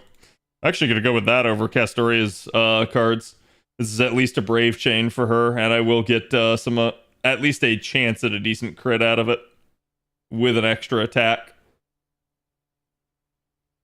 But you can see we're basically just out healing her damage. She's not able to do much against us. Our health values are like ballooning.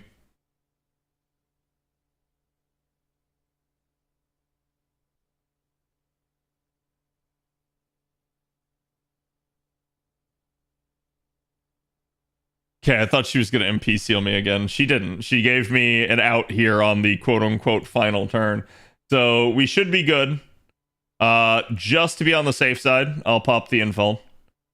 But we'll just send Castoria and let her wrap this up. So this went really well. We could have potentially just like finished this off even faster if she didn't back-to-back MP seal Castoria Berserker. But it is what it is. Stuff like that can happen where just the wrong unit gets MP sealed. If it happens and you fail the fight, remember you can always use your command seals to continue. If not, just, feel free to like back out and try it again. You can get different RNG. And also remember, scuffing is a thing. Resetting the seed is a thing. So if some of these fights get too difficult for you, that is always an option. Just beware the buff block. And that is one of the more epic moments in the story. I still think to a large degree, the moment right there in story is not topped by many things in FGO.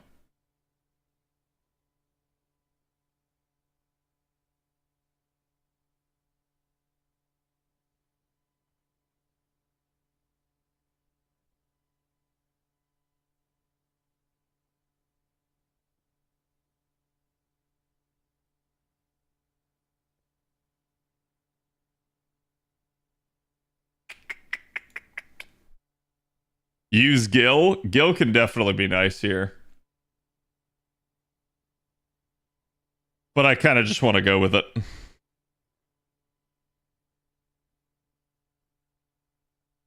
He has the full chant for his NP on this, yeah. But I take the time to rewatch Babylonia this weekend now. It's good.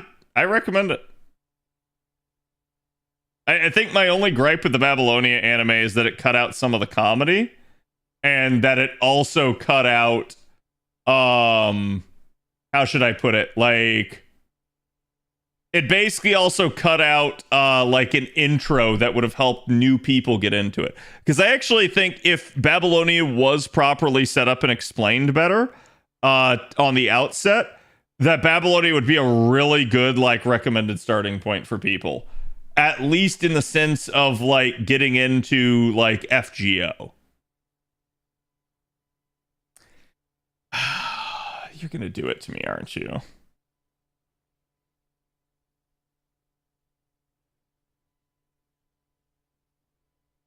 Kind of just gonna go on this one. I want the maximum damage I can get here turn one, because this just is gonna be the issue with this fight, is needing to blitz or kind of die.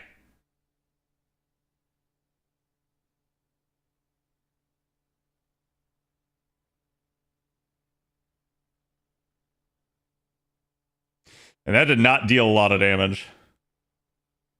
So this is going to be kind of a longer knockdown drag out, basically.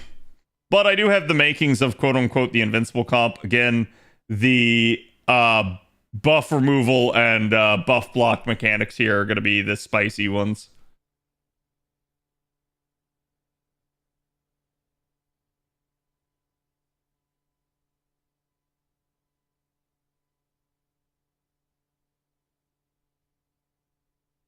I'll sack the crit damage.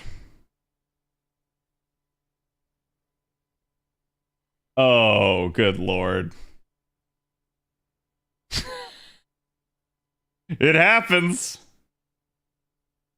I only have her one arts card there, but it is 100%. Or sorry, not arts card, quick card. And I'll go for it just for the damage of it, but only because a little bit this fight is very good on refund with Tiamat attacking. So I kind of just know that like Tiamat spamming her AoE attacks will get me back to an NP pretty quickly and easily.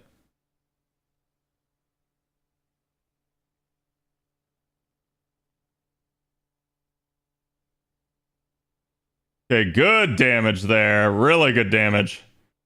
If I can somehow get to an NP and I'm NP sealed. God damn it.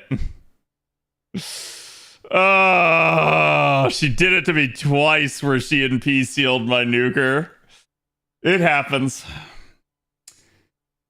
We're still a relatively good spot. She's not close to an NP. Nobody's really in danger of dying. This is just a turn where we're, I think, going to take... I think we play the crit cards, and we just let this kind of work. Because I think experience has shown me that I'm just going to kind of be stuck with this for a bit. And I'm going to need to... gonna basically need to just kind of crit her to death. Okay, there's Curse. Curse going to make this a little bit more annoying. You can see she got a... Target receives debuffs with normal attacks. So that will start amping up the pressure on this fight. If you take Castoria, you'll have a cleanse when she NPs, but this will be at least, quote unquote, one of the concerns of the fight.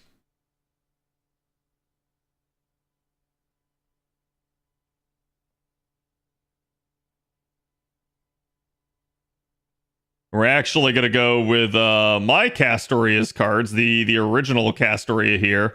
Just simply because it has crit chance. And there you go. Again, that 4,000 healing per turn doing a lot of work. The curses are going to start stacking up quickly here if I don't do something about it.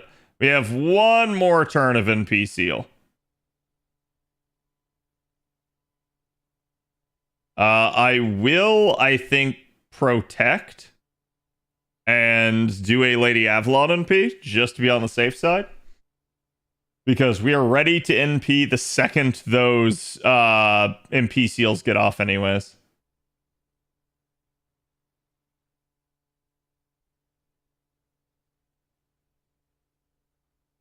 And Lady Avalon's NP will at least provide some additional healing to offset some of this. Oh, she got attack up. Spicy. Still not doing a whole lot. You do have special damage resistance in this fight. That's what this little icon down here is. So all of your units have it. That's one of the reasons you're not taking very much damage. When in doubt, send it.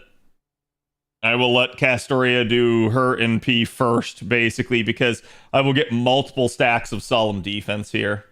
But remember, the NP is going to remove buffs. It's just one of those deals where I'm more or less doing it for the attack up than anything else. Simon, thank you for the follow. Welcome. Whichever did you pick for the free ticket? On my main account, I picked XX. MH XX. On this account, I have abstained from picking until the Castoria banner that I'm going to roll for on Saturday. And there you go. Yeah, that was Babylonia.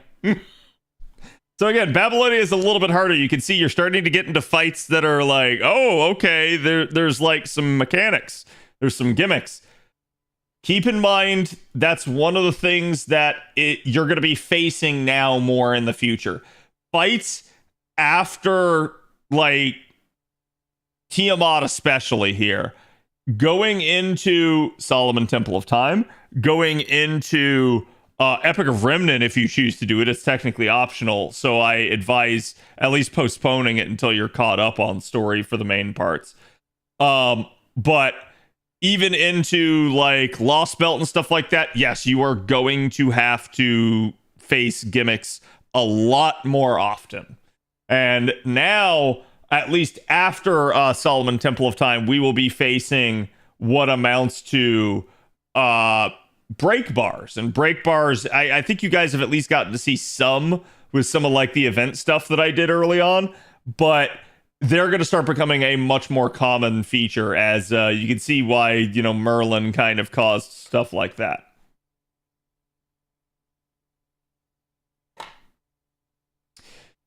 Which do you plan to pick for this account? I think current idea is an AoE arts looper, but we have to kind of see. And thank God Mash got her level increased, or at least her cap is increased. We need to level her up. It is something I will do. I will probably actually take a little bit to farm some embers on the side. And now her bond level is increased to 5.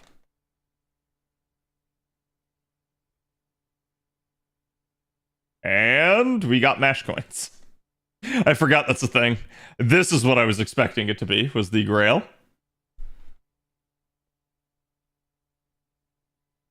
And a Jaguar Warrior has been sent to your stuff. So now we can start the quote-unquote final singularity of part 1.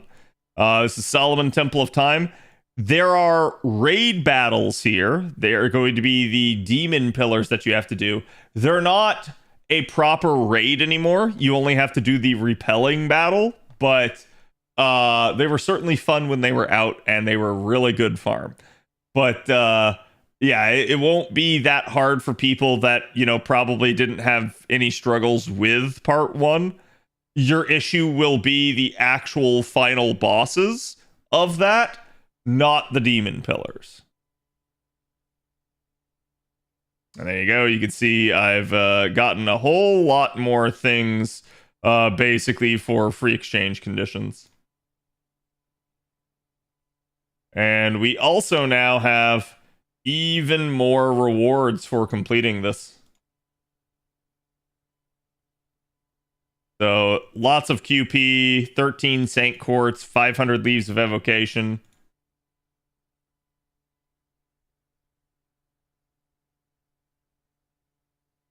I have way too many tickets already. And 1 Jaguar Warrior. She's an interesting 3-star. I love Taiga. I just wish she was better. Because I would love to use her more often. For just kind of like a one-off NP, she's okay. But they really need to give her a little bit more usability in her kit.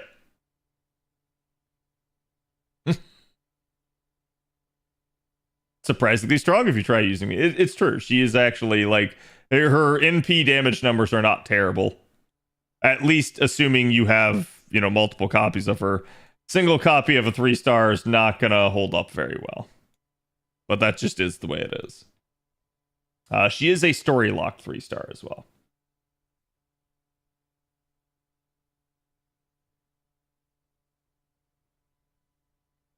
All right, chat. We're not going to start Solomon tonight, but that is Babylonia complete. And again, if you struggled with it, I highly recommend looking up actual fight guides for individual nodes. I highly recommend retracing your steps, seeing what went wrong, looking at the mechanics, trying to build proper parties, trying to get people on the support list that can help. So far, we haven't encountered FGO's most troublesome gimmick, which is forced support. That will be a thing starting with part 2, aka the Lost Belts, but it will not be too big of an issue, at least for now. So, but all right. We will end it there, and I will see you guys next time for Solomon. Okay, chat. I'm also going to end the stream. Let me see who is on. I'm going to send you guys Mr. Danger Creamy's way. He is playing some Borderlands 4.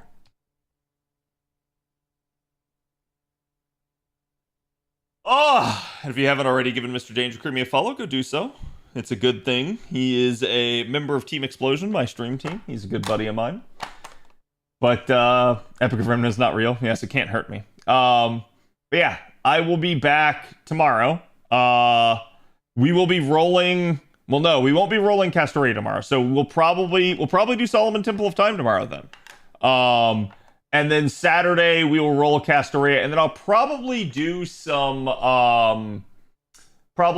variety for us. I have an interesting thing planned for that. So anyways, thank you guys for watching. Go give Creamy my love and have a good one.